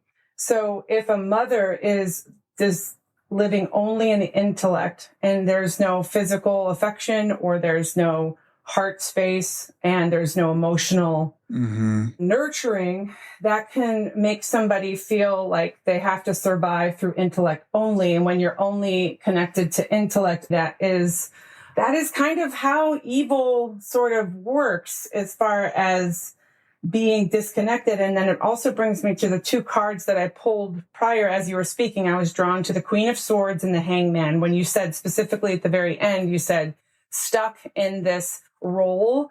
I see Queen of Swords. Some people refer to this card in a lot of different ways, but I'm seeing her mother in it, and she was put in a role. And then the Hangman, where the perspective was in a rigid cage that she feels she can't get out. Now, the Queen of Swords has got a bad rap, in my opinion. She's holding the same sword that the Justice card is holding. But also, there's a butterfly in her stomach. That's the wound of the solar plexus, like trauma center. And she can invite it in to be healed, or she could put a boundary to say it'll never be healed. And so I agree with you that for this person, that if she were to liberate herself from the cage of the feminine structure that was given to her, she would have to connect to her heart and soul rather than being in a constant intellect state of running the game. Yeah, it's almost like what I was hearing when you were talking about all this is the voice that says, if I have to play the game, you have to play the game. Yeah. If I have to play the game, you have to play the game. If I don't get to be in my heart and soul, you don't get to be in your fucking heart and soul. And so first I'm here feeling this potentially from her mother towards her, right? And it's almost like if I've been wounded, let's say as a woman, and then I've got this little girl who's powerful. Because we know this person is powerful little girl with a lot of powerful energy. And of course, when she's a kid, vulnerable, loving, has energy that's wanting to move outward and to live. I could kind of see the possibility of this voice. It's like, you don't fucking no, you don't get to have your needs met. You don't get to be a vulnerable little girl and supported in those vulnerable needs and your heart being met and your energy getting to move. Like, if I have to pay the price, you're going to fucking pay the price. And, if we're tapping into something, if we're onto something, if even my very role as a wife and mother in some way feels like a cage to me, well, fuck you. I'm not fully showing up all the way as a wife and a mother. And again, if I have to pay a price, you're going to pay a price. And so then it's like, if I'm this girl, it's like, hold on, let me just stay with this for a second. Well, it just gets put on repeat, right? It's like I get wounded in my place of love, in my place of my heart, perhaps in my identity as a girl or a woman or whatever that means. And so again, if I have to pay a price, you have to pay a price. Now, part of what I want to bring into all of this as, again, playful exploration, right? Yeah. I started talking about in the last part, just about the mystery of this person's young adulthood. And as I mentioned in the first half, the story goes, she left home at 18. She says, no help. I mean, literally says, no help from my parents, which to me implies no financial assistance. She actually, I re-listened to it. She actually had her apartment, and she did specify it was in London. It was a London apartment by 20. And Stassi, again, asks her, she's like, how did you afford that, basically? And this person says, oh, acting jobs, modeling. I worked really hard, waitressing. You guys, we know the acting jobs this person had. I mean, we've seen her IMDb resume. There's even been, videos that have floated around on the interweb of her in like a cheesy music video, her small role on Baywatch. She did not buy a London apartment from these acting roles. And so for me, I just start to wonder, and again, I'm going to let myself ramble and splatter everywhere. I start to wonder, was there a time in Lisa's life, if we're talking about playing the game, and you mentioned, well, this is the way life is. And if I'm this young woman who has sort of in some way felt manipulated, rejected, and wounded by my mother for my very essence. I mean, I think that's part of what I'm feeling here too. There's something about for the very truth of who I am as a woman. Like, I don't want to get as sort of trite and banal as like, oh, her mother slut shamed her, but it's like something like that. Like, who you are is wrong. I mean, kind of like what she does to the other women on the show. It's like she pokes and she prods and she manipulates, So if there's something in her that's sort of like at odds with her own energy, but she's on her own and she has to survive, and this is the way it is, and I want my bid for power, was there some aspect of this where she was, we could say the extreme version of it is working as an escort? Maybe the subtler version of it is a version of Lala, the boat girl, somehow using her attractiveness, her feminine wiles to procure money from men and to get the financial independence that would be important to her, that then she gets, they call it fuck you money. I get the money. I play the men to get the money so I can then say fuck you to the men. I can also say fuck you to my mom. I can say fuck you to everyone, like what you're saying. I play the game in order to master the game. And so then for me, it's like, if the possibility of this is true, it starts to make sense to me then, if she is making a bid for some sense of power and control over aspects of herself or themes that have played out in her own life, or if she's reenacting this voice that says, if I forget what I said before, like if I have to play the game, you have to play the game, or if I pay a price, you pay a price, it starts to make sense then why she might create this self-titled show that's all about pitting these different figures against one another. And she then gets to be the ringmaster who's controlling the whole fucking thing. Should I bring in a really interesting piece to this before I turn it over to you? I want to speak really quickly on that. Is that okay? This is quick. Yeah. So you guys, I think I told you after the first part of this conversation broke down, there were all these synchronicities and weird things. And so I told you guys in my Bethany Frankel episode, I was talking to my psychic friend Fernie, who was on the episode on this podcast talking about Bethany. And I was like, am I safe to do this episode? And he said, show me a picture of She Who Shall Not Be Named. I want to sort of get hits off her. And so I showed him a picture and he immediately just started. Well, actually, you know what? I'm just going to go through all the hits that came through because everything keep in mind, he knows nothing about her. He was like, I think the name sounds familiar. This is and I told him nothing about what we talked about. This is what he said. I took notes. So the first thing he said is she on the verge of financial collapse? The image she's presenting to the world is not what's really going on. Then he said, I'm sensing relationship to criminal organization. Then he said, she's all about grabbing money by any means necessary.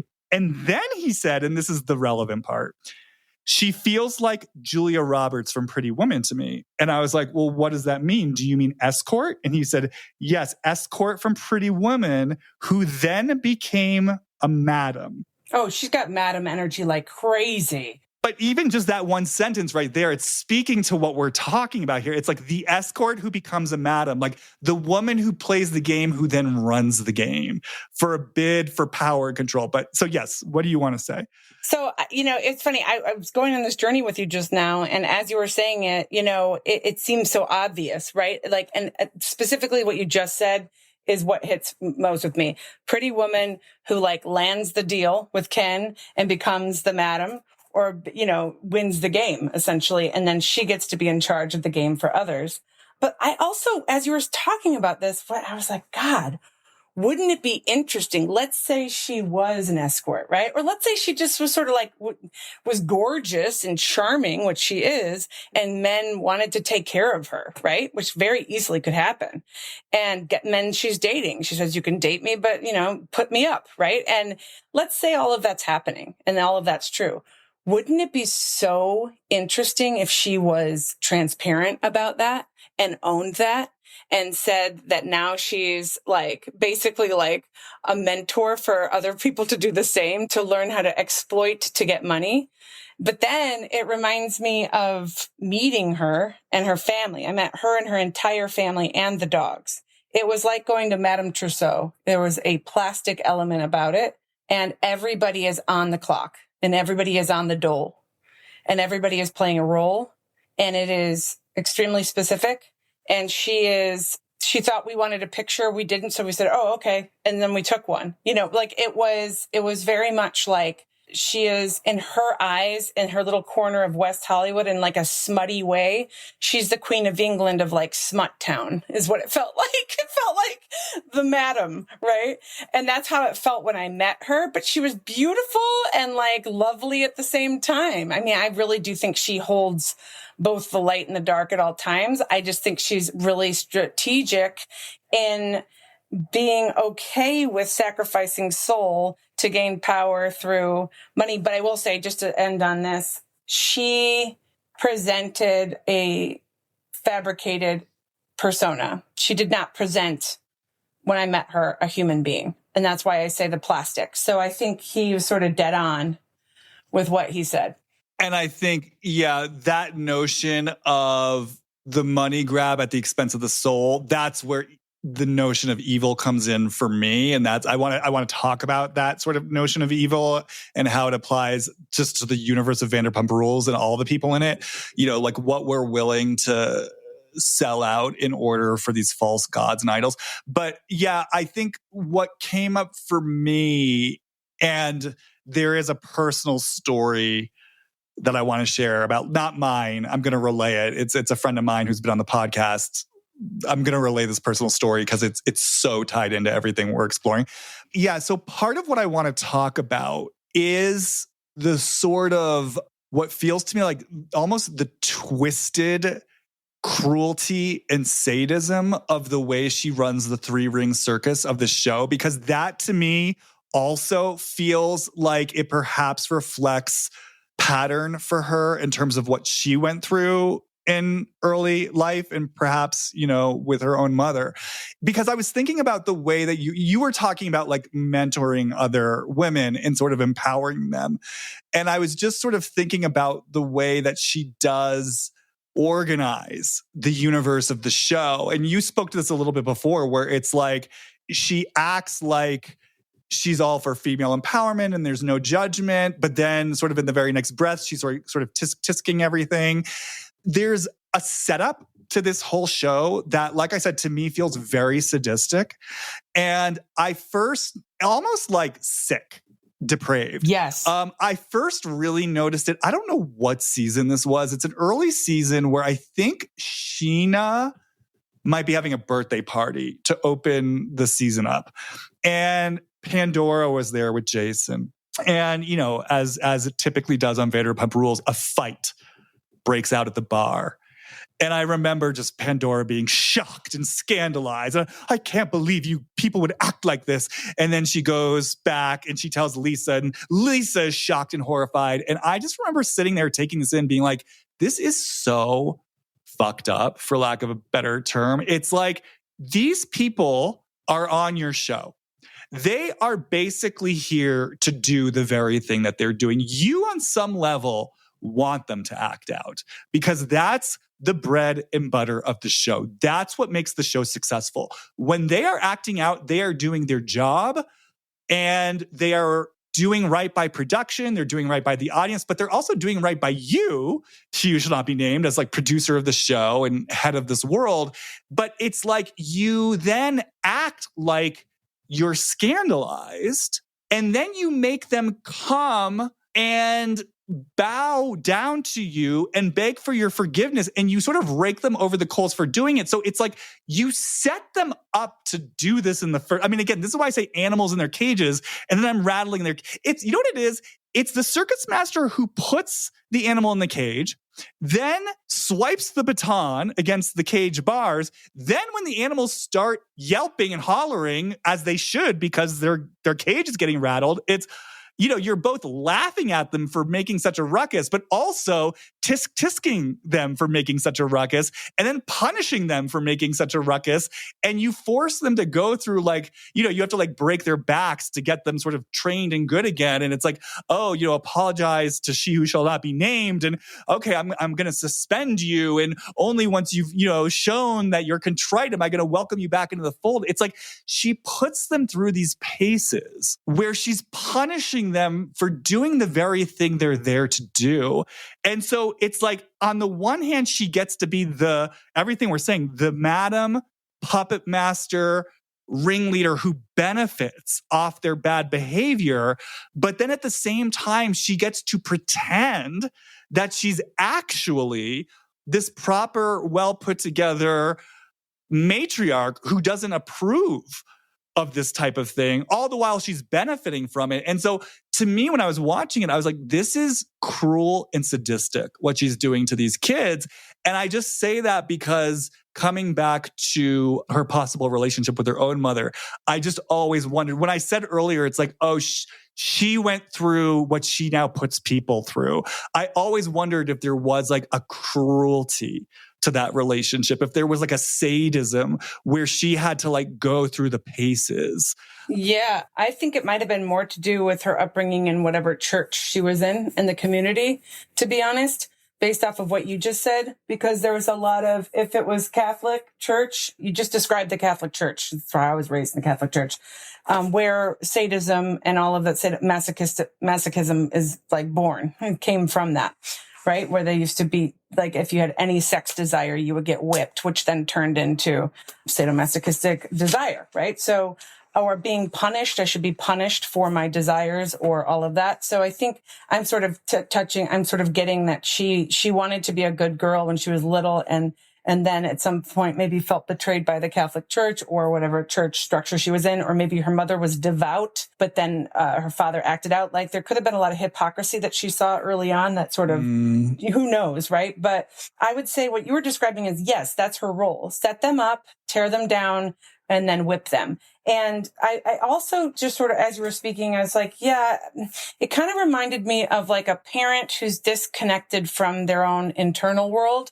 If a parent doesn't have, or any person, okay, if you're in relation to, they have no ability to feel feelings. They have no idea how they feel.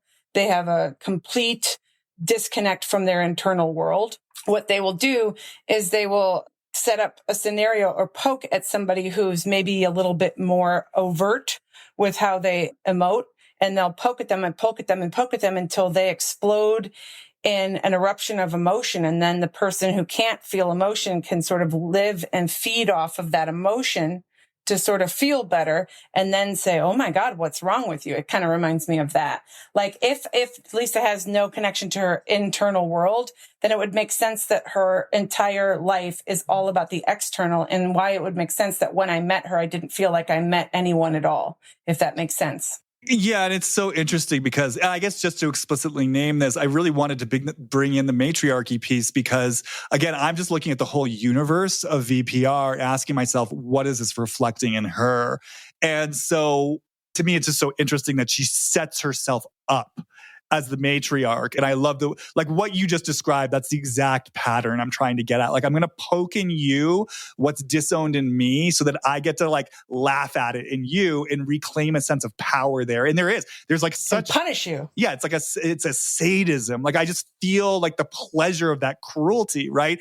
Yes. And then in this particular world, it then plays out, well, certainly one in terms of like this division between like the mistress and the wife. But then I do think it's interesting that there was a time in her life where she wanted to be an actress, where she wanted to be a model. I mean, like, this sort of gets lost in the fray, but obviously at one point she had dreams and aspirations of being a celebrity, of acting, of being famous. I'm sure at that time she wanted to be a movie star. So isn't it interesting that she's got, embedded with just the whole sexuality conversation and infidelity and the hooker and the mistress and this and that, there's also all of these young LA hopefuls that she's luring into this world. Yeah. Interesting. Wow. Okay. So. Wow. That's something right there.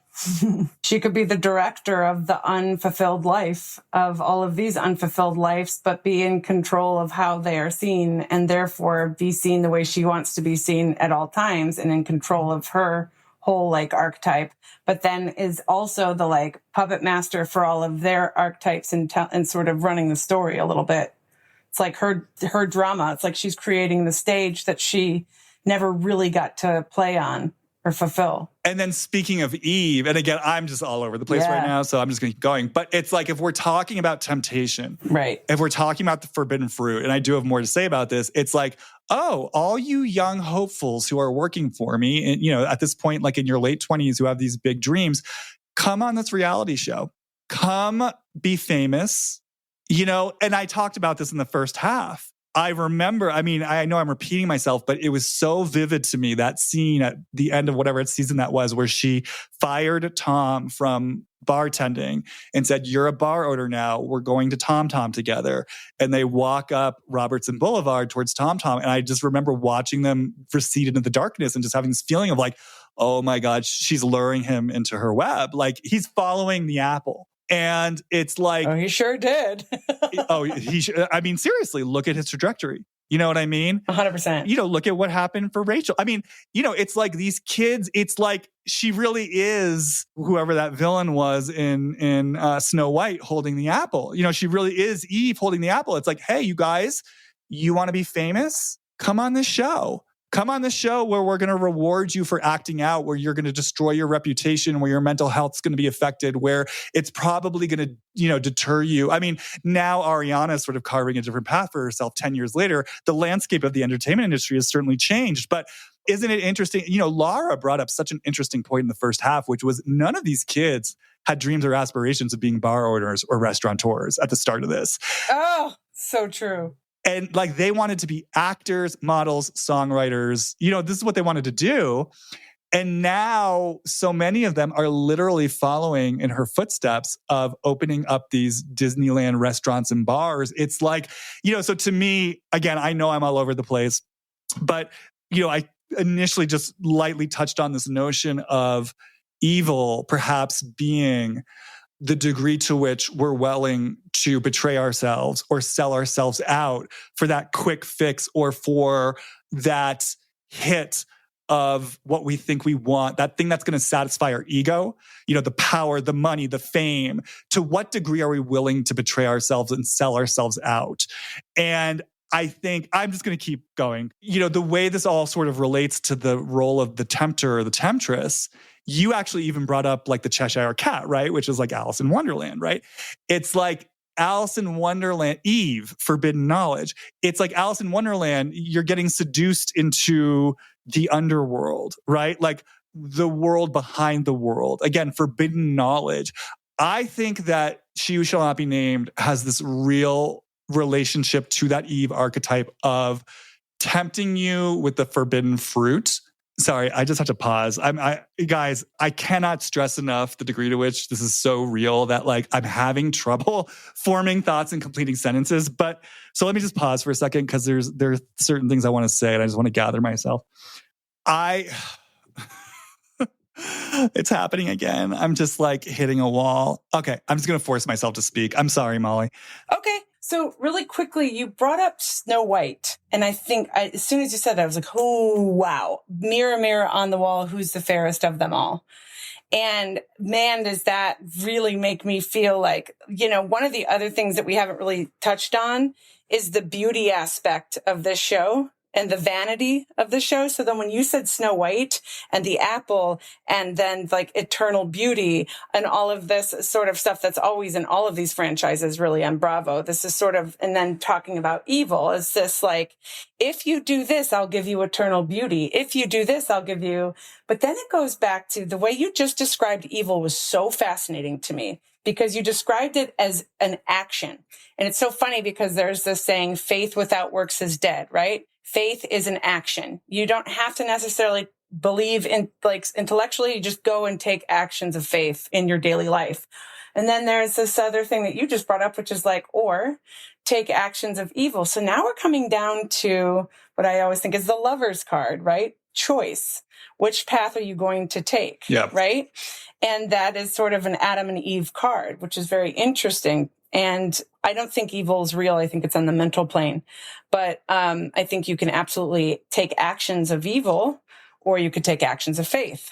Yeah, exactly. No, this is helping me. So I guess I'll just sort of like, because I really did start thinking a lot about how I define evil after the first half of this, because I agree with you. I'm actually someone, when people usually use the term evil, they will say things like, oh, some people are just evil. And I've never believed that. I don't think there is such a thing as human beings are inherently evil. To me, this is just my perspective. It always feels reductive. It feels binary, and I feel like it kind of bypasses the complexity of humanity where we all have our light and dark, and I think we all have our capacity for, the good, the bad, and the ugly. And I think there's this thing in the spiritual community sometimes where people are like, oh, there's an evil entity attached to me, and that's why, my life isn't going well. And I'm like, okay, this feels very victimizing, and it feels like you're using this concept of evil to disown like your own self-responsibility, and you're kind of pointing fingers at other people in a judgmental way as if you don't have this inside you too. So I've always been like, that whole conversation around evil, I've always stayed away from. Having said that, after the first half of this conversation, I realized I was using words like evil, and I realized there are certain people, there's a certain energy I feel sometimes that I do refer to as evil. And so then I just got curious for myself. I was like, well, what's up with that? If you're saying you don't actually believe in evil, why is it that there is a quality of energy that is associated with like certain people you see, some of them Bravo celebrities, like Kim Zolciak, I kind of felt the energy of evil. Gretchen Rossi, I kind of felt it with on Orange County. Whitney. We can go into Whitney. Lisa Hochstein for a while on Miami. Interesting. And I was like, well, so what? I was like, if you don't believe in evil and yet there's an energy you're calling evil, what is this thing that you, Jamie, are calling evil? And when I thought about it, I was like, my initial thought was, yeah, it is this sort of quality of people where it just feels like, well, one, like, the only way I can say it is like that they would throw their own mother under the bus for the sake of their survival. Like loyalty to no one. They will do, and like people that I could almost, I do kind of want to clarify. I'm not like maybe Lisa Hochstein's kind of a weaker version of it. And I want to be clear. I'm not actually saying Gretchen or Kim would maybe murder people, but it's this quality of energy where it's like, I wouldn't be surprised if this person were willing to just murder for the sake of their survival, to get ahead. Like ultimately, like sort of loyalty to no one but themselves. And then as I sort of followed it further, it was this notion of what I just mentioned of people who really like the degree, like that to me, the energy of evil is the degree to which you're willing to do anything to survive, to do anything to get that thing that you think you want that's going to make you whole. And the way that I started to see it, it's interesting. I was watching Lord of the Rings around this time, and I loved the way that they frame the ring and like the way that you see it play out with Frodo and Gollum, where it's like if we sort of hold the ring as like a metaphor for the force of evil, I love that it's like it is its own energy that is outside of us. And again, temptation. I mean, that's what we're talking about, temptation, right? And Gollum or Frodo or whomever, and this is what you're saying, they can choose Yes. whether they put the ring on or not. And even when they put the ring on, for a while, they have agency of choice of taking it off. Like we see Frodo make decisions in spite of himself to take it off, right? And then you have someone like Gollum where he's chosen, to fixate on the ring. He's kept it on. The longer he keeps it on, the more his soul gets, destroyed and overtaken by this. And so for me, this was such a great metaphor because what I love about it is it doesn't rob people of their free will or their agency or their self-responsibility, but it's almost like the way that I see it is it's like evil is this force, it's the force of temptation. And it is that sort of like, it's Eve with the apple sort of tempting you of like, hey, do you want some of this? Do you want some of this? And you get to choose whether you bite the apple. And it's almost like the longer you eat the apple, the more you make these choices, the longer you keep the ring on, it almost feels to me like this energy can just attach to you more and more and more and feed off you until it overtakes you. Like Gollum, I think we're watching that with Sandoval. I 100% feel like this is what we're seeing with Sandoval. Like the fame overtook him. This darkness, the vanity that you're talking about overtook him. And so that's how I'm kind of defining evil in all of this. And so I'm so glad I'm saying this because the temptation plays such a pivotal role in all of this. And I do think there is a higher self quality to this temptation. And I want to talk about that in a moment. But I know I've said a lot, so I just want to give you a chance to respond if there's anything you want to say. So there's a million things I want to say. I wrote down notes. I had a dream of evil once. And it was sort of like the devil card and the chariot put together. It was, I'll never forget this dream. It was the colors were red, black, and like little bits of white, but it was basically like this Mad Max chariot and this man whipping the chariot, but it was like an industrial chariot and he was whipping it and whipping it and whipping it. And it was barely moving. There was a woman next to him in like S&M clothes with her eyes like flipped in the back of her head, completely non-present, just 100% sexualized. So her only purpose in this scenario was to be sexualized and used. That was it. His was aggression, go, go, go. But what I, in the dream, remember feeling was, I had the feeling of terror because it was evil, but it was like the man behind the curtain in The Wizard of Oz is that it actually had no power. He could barely get this chariot going. And when I think of light and like universal like abundance, it's so much bigger. It's like the cracking the ceiling of the infinite is cracking the ceiling of us finite human beings where we have a beautiful imagination, but the infinite is so much more expansive than we could ever be. Right. And so that dream was like addiction to me. And I recently, like, there's this guy who keeps hitting me up and I know that it's not the right person. So he is tempting me, right? He's tempting me. And I went into a meditation and I asked it takes me a really long time to slow down so I could connect to my soul and actually get the messages. And how many people are going to take the time to do that, right? So like, if I'm taking the time to really slow down, I wanted to know what the energy of this person was. And what I got that's related to this was it's like junk food. There's no substance. It'll make you feel better for 5 seconds, but it won't give you any substance. And that's how I feel about evil, addiction. And that takes us back to also choice. And it takes us back to the Gemini card, which is the lover card. And Gemini energy is holding opposite energies at both times, right? And that card is about the union of opposites, which is about integration. Integration takes effort and time and take somebody who's wanting to have an internal development and humility.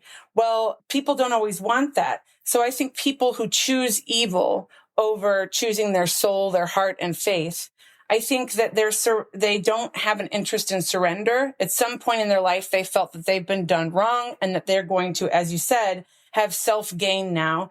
And they don't have any interest in the universe. They don't have any interest in the mystery. They don't have any interest in not knowing. They want to control their environment. And that is how I would say the person that we're discussing today is somebody who wants to be in control of their environment and will do whatever it takes to hold that power. The problem with that is that it's weak. The power of the universe is infinite and more expansive, but people don't like to hook up to it because it's not how society teaches us. So when you hook up to this, like, I got to like scheme and I've got to like strategically do everything in order to get what I want. You're like this man on the chariot. You're having to overwork and over effort to get very little and to still never be given the food that is a sustainable meal. It's the junk food, right? If I'm to go to this guy, I'm going to go to get junk food. I'm not going to get my needs met. When you go towards this evil energy, which is just energy that you could choose, you're never fulfilled or sustained. It's only that addictive quality of instant gratification and then immediate feeling of emptiness again. How are you going to fill it back up? More strategy, more over efforting, and the chariot never goes anywhere. Well, and then also you don't win the game. So meaning like again, this is where we bring humanity into it, because presumably all these people are making these choices, like we're hypothetically exploring with, she who shall not be named because of personal history, right? Like there's some story that got written where I paid a price. So now I've got to game the game. It's not lost on me too. Like the people that I just mentioned, Kim Zolciak, Gretchen Rossi, Lisa Hochstein. These are people that, from our third party armchair eyes, it seems like they were making some pretty, like Kim Zolciak and the way she maneuvered, and by the way, I don't know too much about this. I read a little bit about it at one point, but I know that there was some sort of, I didn't ever watch her show, but I heard rumblings that you saw evidence of like a really problematic relationship with her mother on the show. But I also know she was involved in some sort of like, trigger warning, sex scandal with like, I think the sheriff of her Connecticut town, and she was underage. So look, we know Kim went through some things, but when we meet her, she's the mistress to Big Papa, you know what I mean? And she's stealing from Candy, you know what I mean? Again, it's that quality of like, I'm going to do what I need to do for me. And Candy, I don't really give a fuck that you're the one who single-handedly made this single Tardy for the Party a hit. I'm taking my money and I'm running. And then I'm lying about it. It's these choices to betray what really might be in your heart. And I guess just sort of coming back to what you were saying, it's like, if I give up the game, if I give up the strategy, if I don't marry Lenny Hochstein, who can kind of give me the life that I've always wanted for myself, that I've told myself is going to be me finally mastering the game, me getting my reward for what I went through, well, then I just have to deal with like the pain and the heartbreak of whatever it is that I went through. And in a way, I've quote unquote lost from an ego perspective, right? Although to your point, I stand to gain so much more on the other side, because what I stand to gain is myself, and what's truly aligned with my inner world and my values. But I think what I want to say about all this is, to bring in like that higher self aspect of the temptress, the forbidden fruit, is that, okay, should I just tell the story now? The personal story? Yes. That I want to share. So this is coming. So I got permission to share this, and I got permission to name names. So this is coming from my good friend Kirsten McMillan, who's been on the podcast several times before talking about Vanderpump Rules. She is the one we had the archetype conversations with. When I told her about what happened with the first half of this, again, before I even went into details, her immediate response was, "Oh, I think she's protected. There's like a force protecting her." And then we just got into this conversation, and she was like, "Well, I told you my story about her, right?" And I was like, "No, you've never told me. I didn't know you had a story about her." Because again, you have to understand, we talk about Vanderpump Rules all the time. It was sort of shocking that she hadn't told me the story. She's like, "Oh yeah, I have a story about her." So you guys may remember that, and I want to hear your real-time reaction to this story, Molly, because I had a real reaction to it. You guys may remember, so Kirsten is a professional animal trainer and dog trainer. Primarily dog training is her business. And of course, she has her own dogs. Her kind of star dog is this beautiful dog named Hollywood. And, she adopted Hollywood, trained him. He's a working dog now. Like, obviously, they're super, super close. So Hollywood goes with Kirsten wherever she goes. A couple years ago, I want to say it was like 2021, maybe 2022, Kirsten she's in LA, pulls over to get some sushi. She's got Hollywood with her. She's sitting in the patio getting sushi with Hollywood. She who shall not be named and her husband arrive. They see Hollywood. She who shall not be named, of course, is instantly smitten, talks to Kirsten, asking about Hollywood. And Kirsten, tells her the whole deal. This is my dog. And, I also trained him and he works. And it's clear what their relationship is, right? They have a whole conversation. That's really nice. Okay. So this person has sort of gone to her own corner. So then a little bit later, she who shall not be named comes back to Kirsten and looks at her and basically says, how much for Hollywood? And Kirsten, of course, was taken aback and was just basically like, I'm not going to sell my dog to you. Like, there's no price. So she who shall not be named goes away. And then a little bit later, she comes back. And once again, it's basically just like, how much? I want what I can't have. And I want to be clear. She knew this was not like, there was no mistaking their relationship. You know what I mean? She knew this was Kirsten's dog. She knew they had a close relationship. This wasn't like a misunderstanding that she thought this dog was up for adoption. And, when I heard this story, I just found it so quietly terrifying. Because, for anyone who isn't a dog lover, I mean, truly, your dog is your child. I mean, it's like making an offer for someone's newborn baby, It's crazy. It's insane. Yeah, I mean, and not to mention someone who talks about being a dog advocate all the time, who freaking runs a foundation where you're adopting dogs. I mean, to think about what that would do to the dog, never mind the human, you know what I mean? To separate that bond. And so, I mean, there's so much I could say about this, but I think just to relate it specifically to what we're talking about, it's like, there it is. She's holding the apple for Kirsten. Here's like, it's devil's advocate. It's Al Pacino in The Devil's Advocate. I'm dangling this thing in front of you. I'm dangling this show in front of you. Stassi, Jax, Tom Sandoval. How much for your beloved dog? So I just want to say that because one, the story just to me confirms everything that's been coming through just sort of energetically about her relationship to the energy of the temptress, the forbidden fruit, the ring, fellowship of the ring.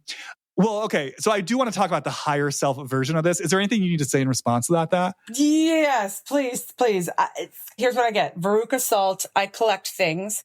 What's special to you, I can take. And also, if you are going down this energy of like, I'm only okay if I have the quick fixes, another dog, another pony, another this, another that. If that Veruca Salt energy of addiction and evil activity is going on because there's no connection to source or your heart or soul, then yeah, like nothing's ever enough. And I collect things that are special and I must own them and hold them and control them. Yeah, that would be a terrible life for that dog. And by the way, when I met her with her whole family, everybody had like a energetic chain on them walking around, playing a role that they were given that they can't leave, including Ken and including the dogs. Well, don't even get me started on the relationship to the kids. But basically, yeah, when it comes to what you just said, though, it's basically like she's a slave to the material.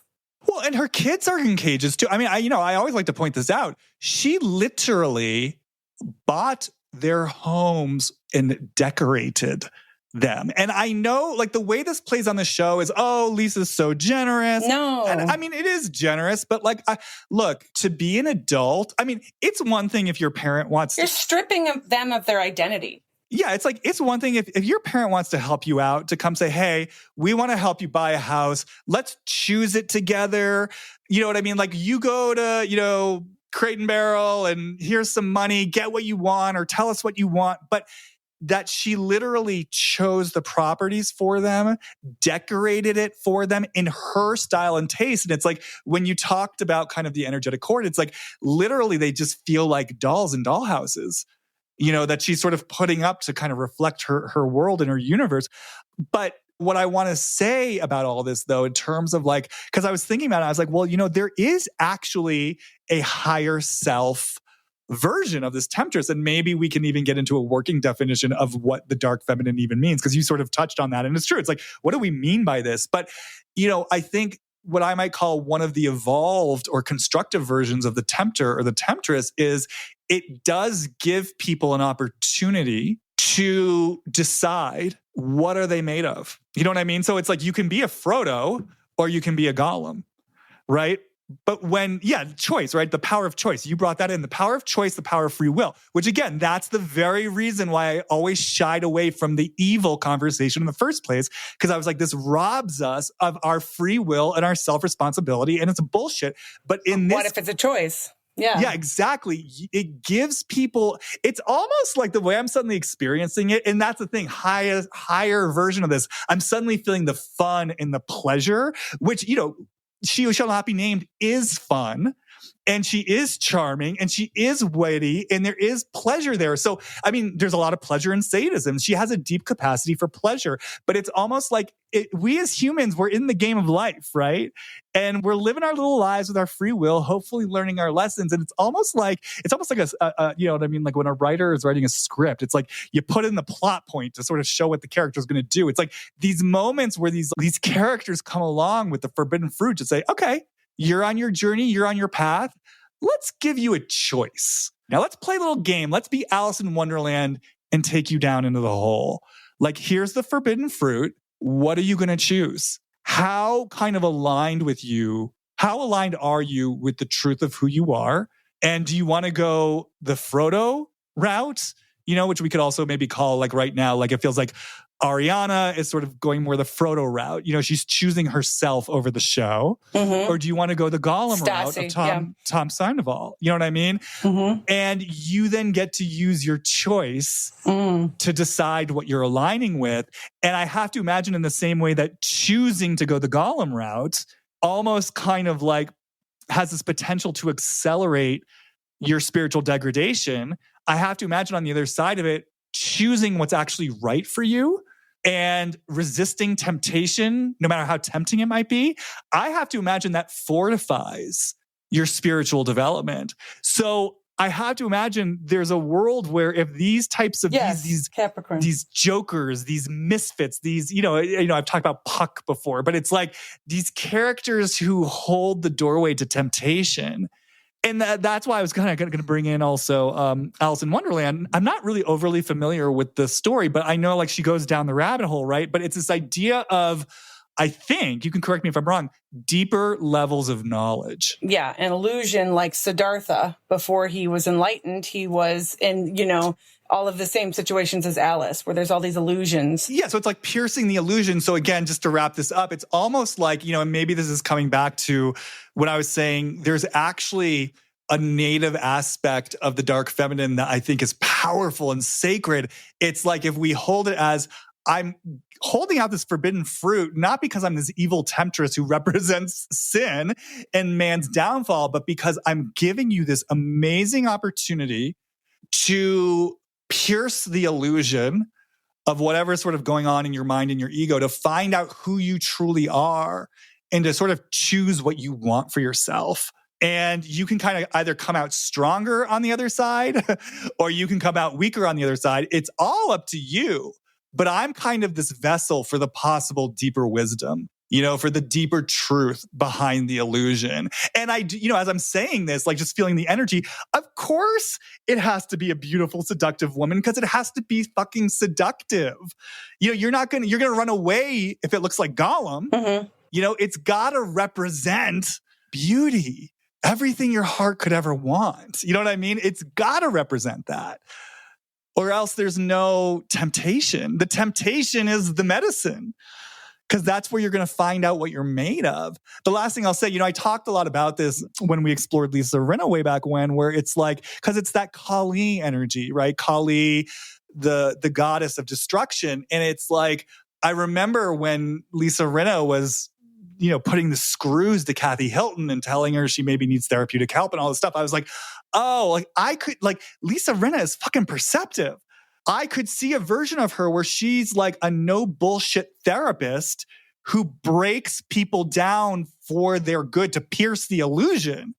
But right now she's not using it that way. She's using it to play this Real Housewives game and to like terrorize people. But that, I guess I'm just bringing her in because it feels like another facet of what I sometimes refer to as the dark feminine. It's this force that knows how to break you down for the possibility of like rediscovering yourself on a deeper level.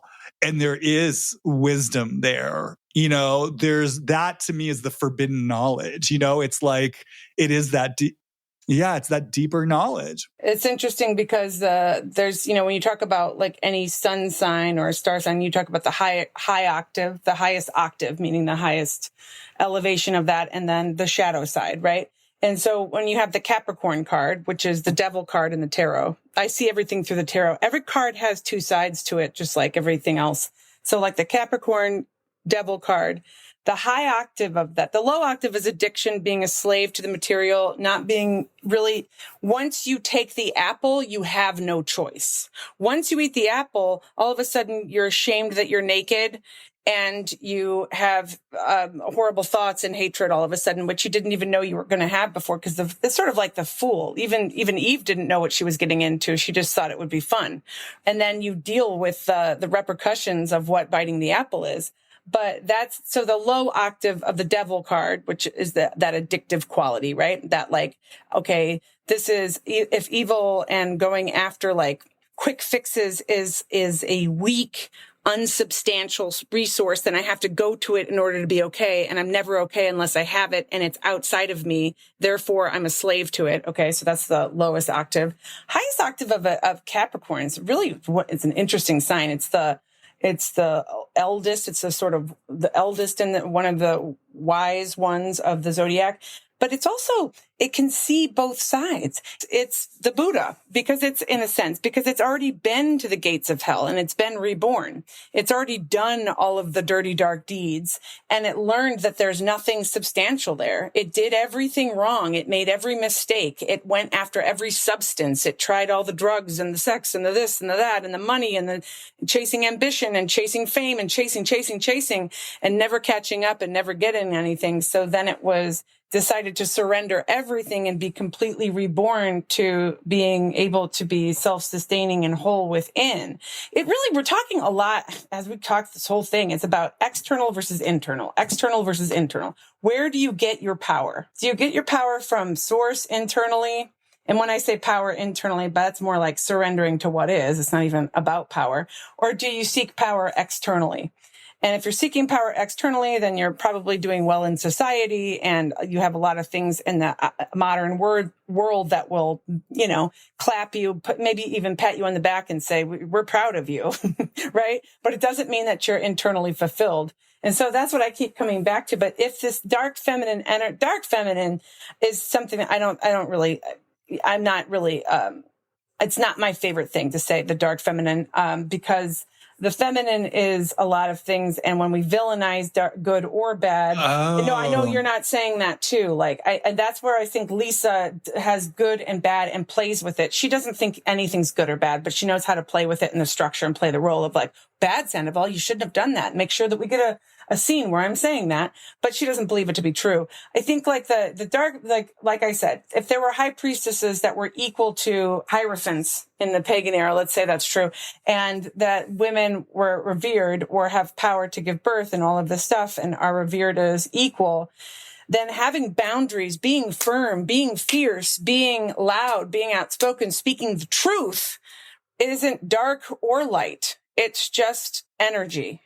And so when society labels the power that women hold as the dark feminine, it puts women against each other, it puts men against women, and it puts competition in the winning of the game, right? So it's created by a finite source. It has nothing to do with, and energy is energy, right? The dark feminine could live within a man. It could, like, there's all these different archetypes. And I saw this stupid thing on Instagram where it says, how do men see you? 5 all white women. One was the dark victim. They had all these names where all of it was dark in front of it. So your only options were to be a dark seductress or a dark victim.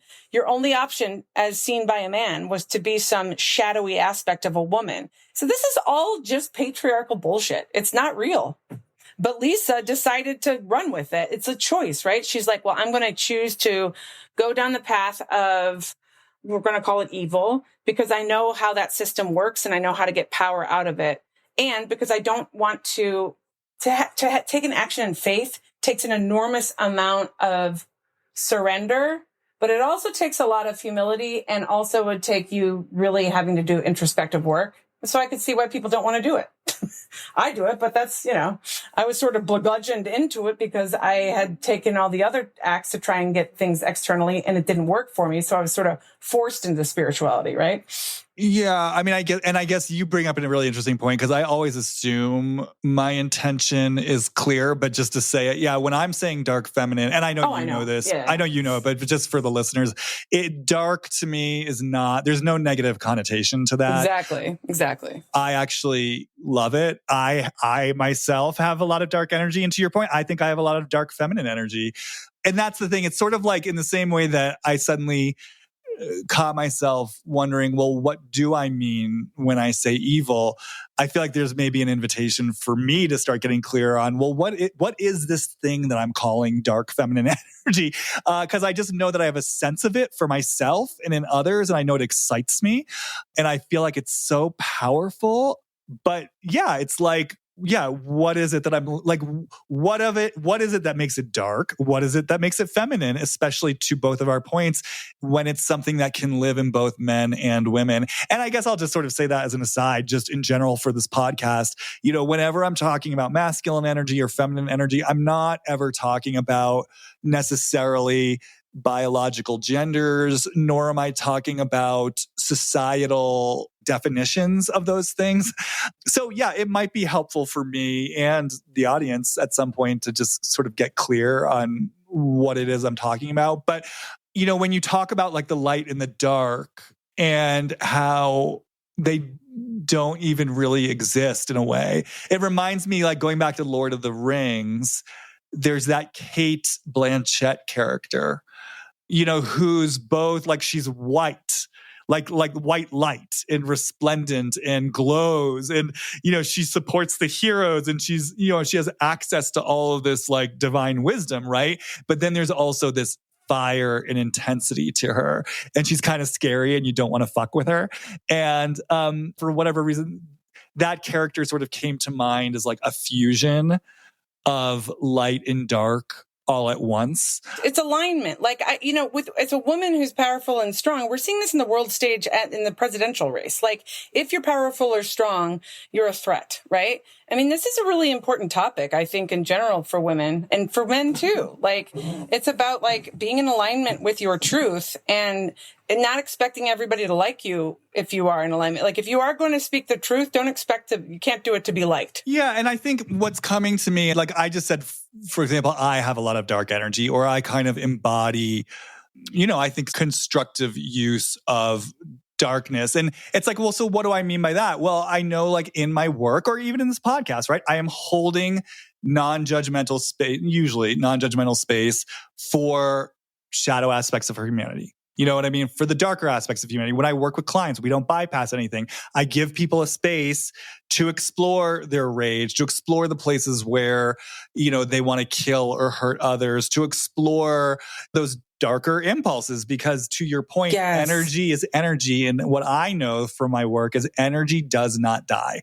And as That's Jung so right. said, what you resist persists. And so I'm always supporting people to go towards what in the core energetics is the therapeutic modality I'm trained in.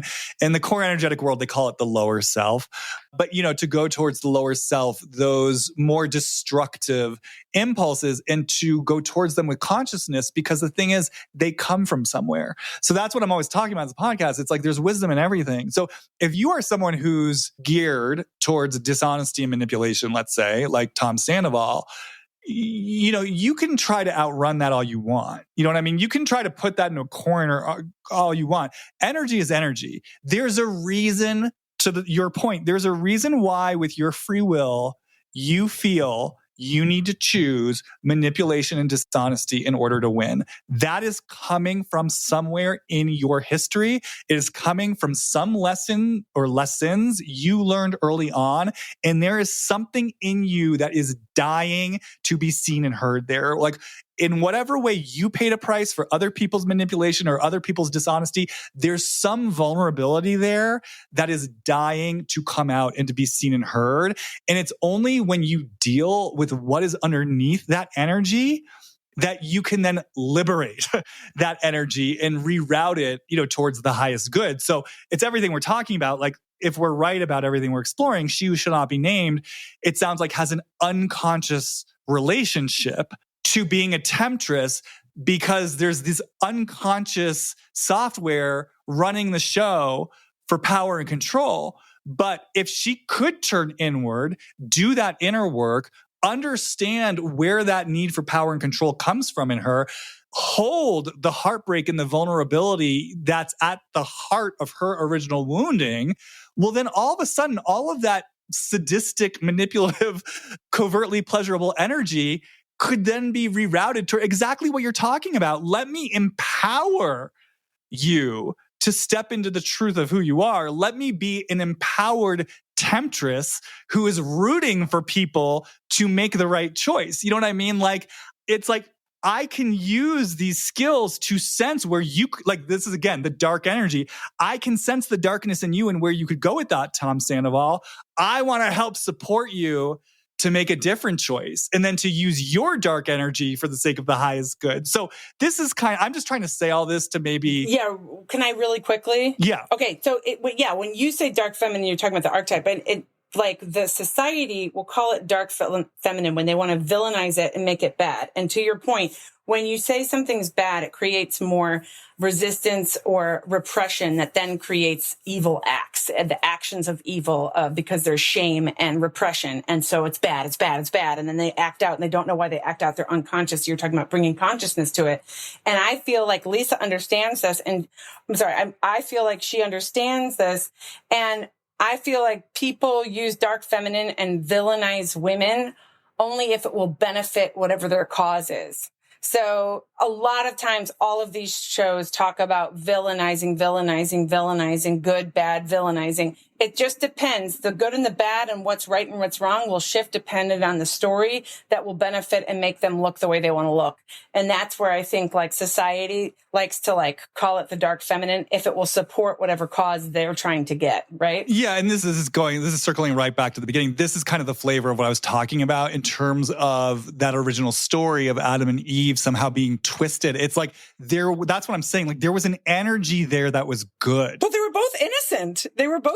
They just, she just wanted to try the apple and so did he. And I'm not even familiar with the story, but even if we just go with just the energy of the temptress and the forbidden fruit and she gives the apple to Adam, it's like, to me, I'm like, that's a powerful archetype, and it's a powerful energy that can be supported and of service and celebrated. But then there's a story that gets told about her where it's like, no, you did something wrong. And so then she splits. And then becomes disassociated, disenfranchised from herself. Yeah, it's like, I've become wrong. This is exactly what I'm talking about. This isn't fair. This is actually heartbreaking. I feel powerless and humiliated, but this is the way it goes. So let me play the game. And I'm now going to use I'm going to become exactly what they said I am. And I'm going to wield it to gain leverage and power in the society, that's kind of what we're saying is perhaps, that's kind of what I was saying too about, if I'm right about this, her mother, although I love that you brought in the church. And I do want to just mention really quickly, it was so striking to me that in early seasons of VPR, she does wear a cross.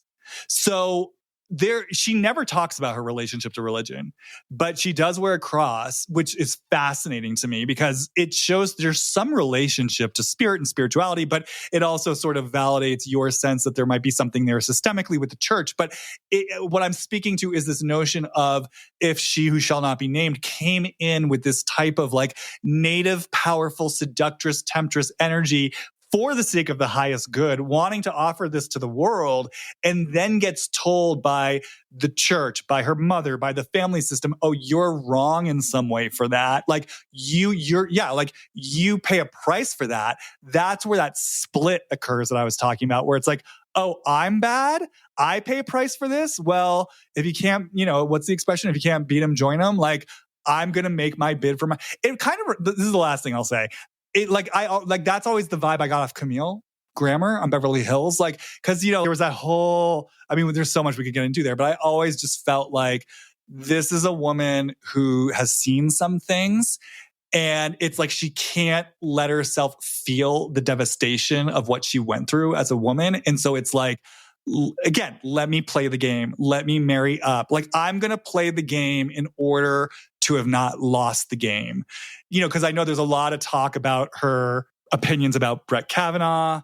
And it's like, there will be that voice of like, how can a woman feel this way, in relationship to issues that affect women? And it's like, well, if you're at odds with your own womanhood because on some level you associate it with what hurt you, it's like you're going to turn against that. It's almost like being at odds with your own vulnerability. You know what I mean? It's like how sometimes we hate our inner children because we sort of feel on some level they're the ones who set us up to be hurt or to betray us, and we haven't forgiven them for putting us in that situation in the first place, rather than understanding, no, they were actually the victims. Anyways, I feel like I'm opening up a whole other can of worms. Yeah. But does this make sense? 100%.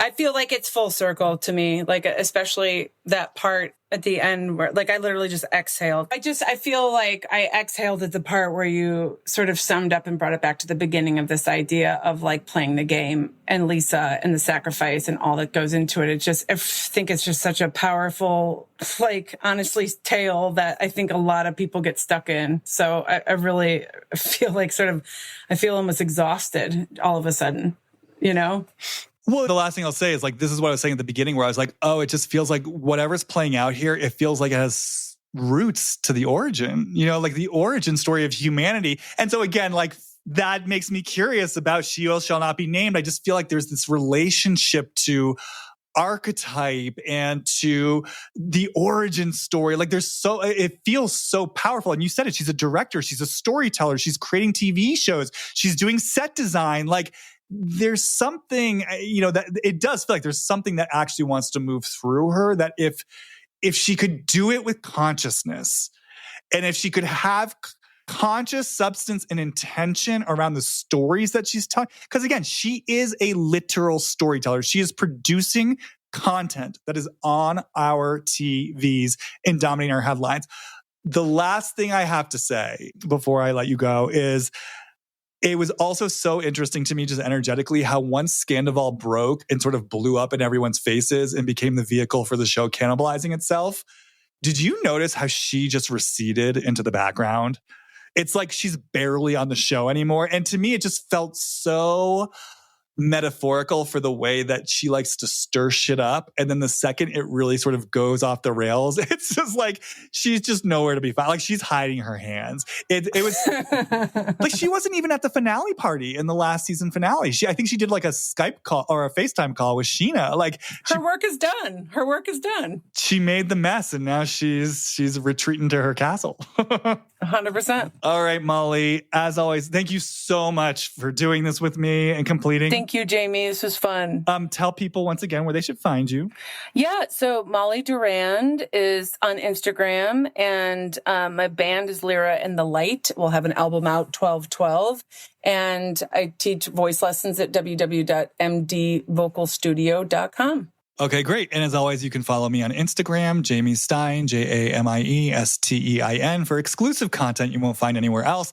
And if you're interested in the topics and themes that we explored today, if you're interested in perhaps getting to the root of your energy and what it might be trying to tell you and how it wants to serve rather than destroy, head over to my website, hollywoodreadings.com. Send me an email through the contact page and you can ask me about my work. All right, everyone, we did it. We got through it. It's over. It's done. I'm never going back to this topic again. Yay! And I will see you hopefully soon, Molly, to complete our, speaking of femme fatales, our Whitney Rose conversation. Yes, Ms. Rose, who is stepping into her shadow side. So this will be fun. And everyone else, I will see you on the flip side.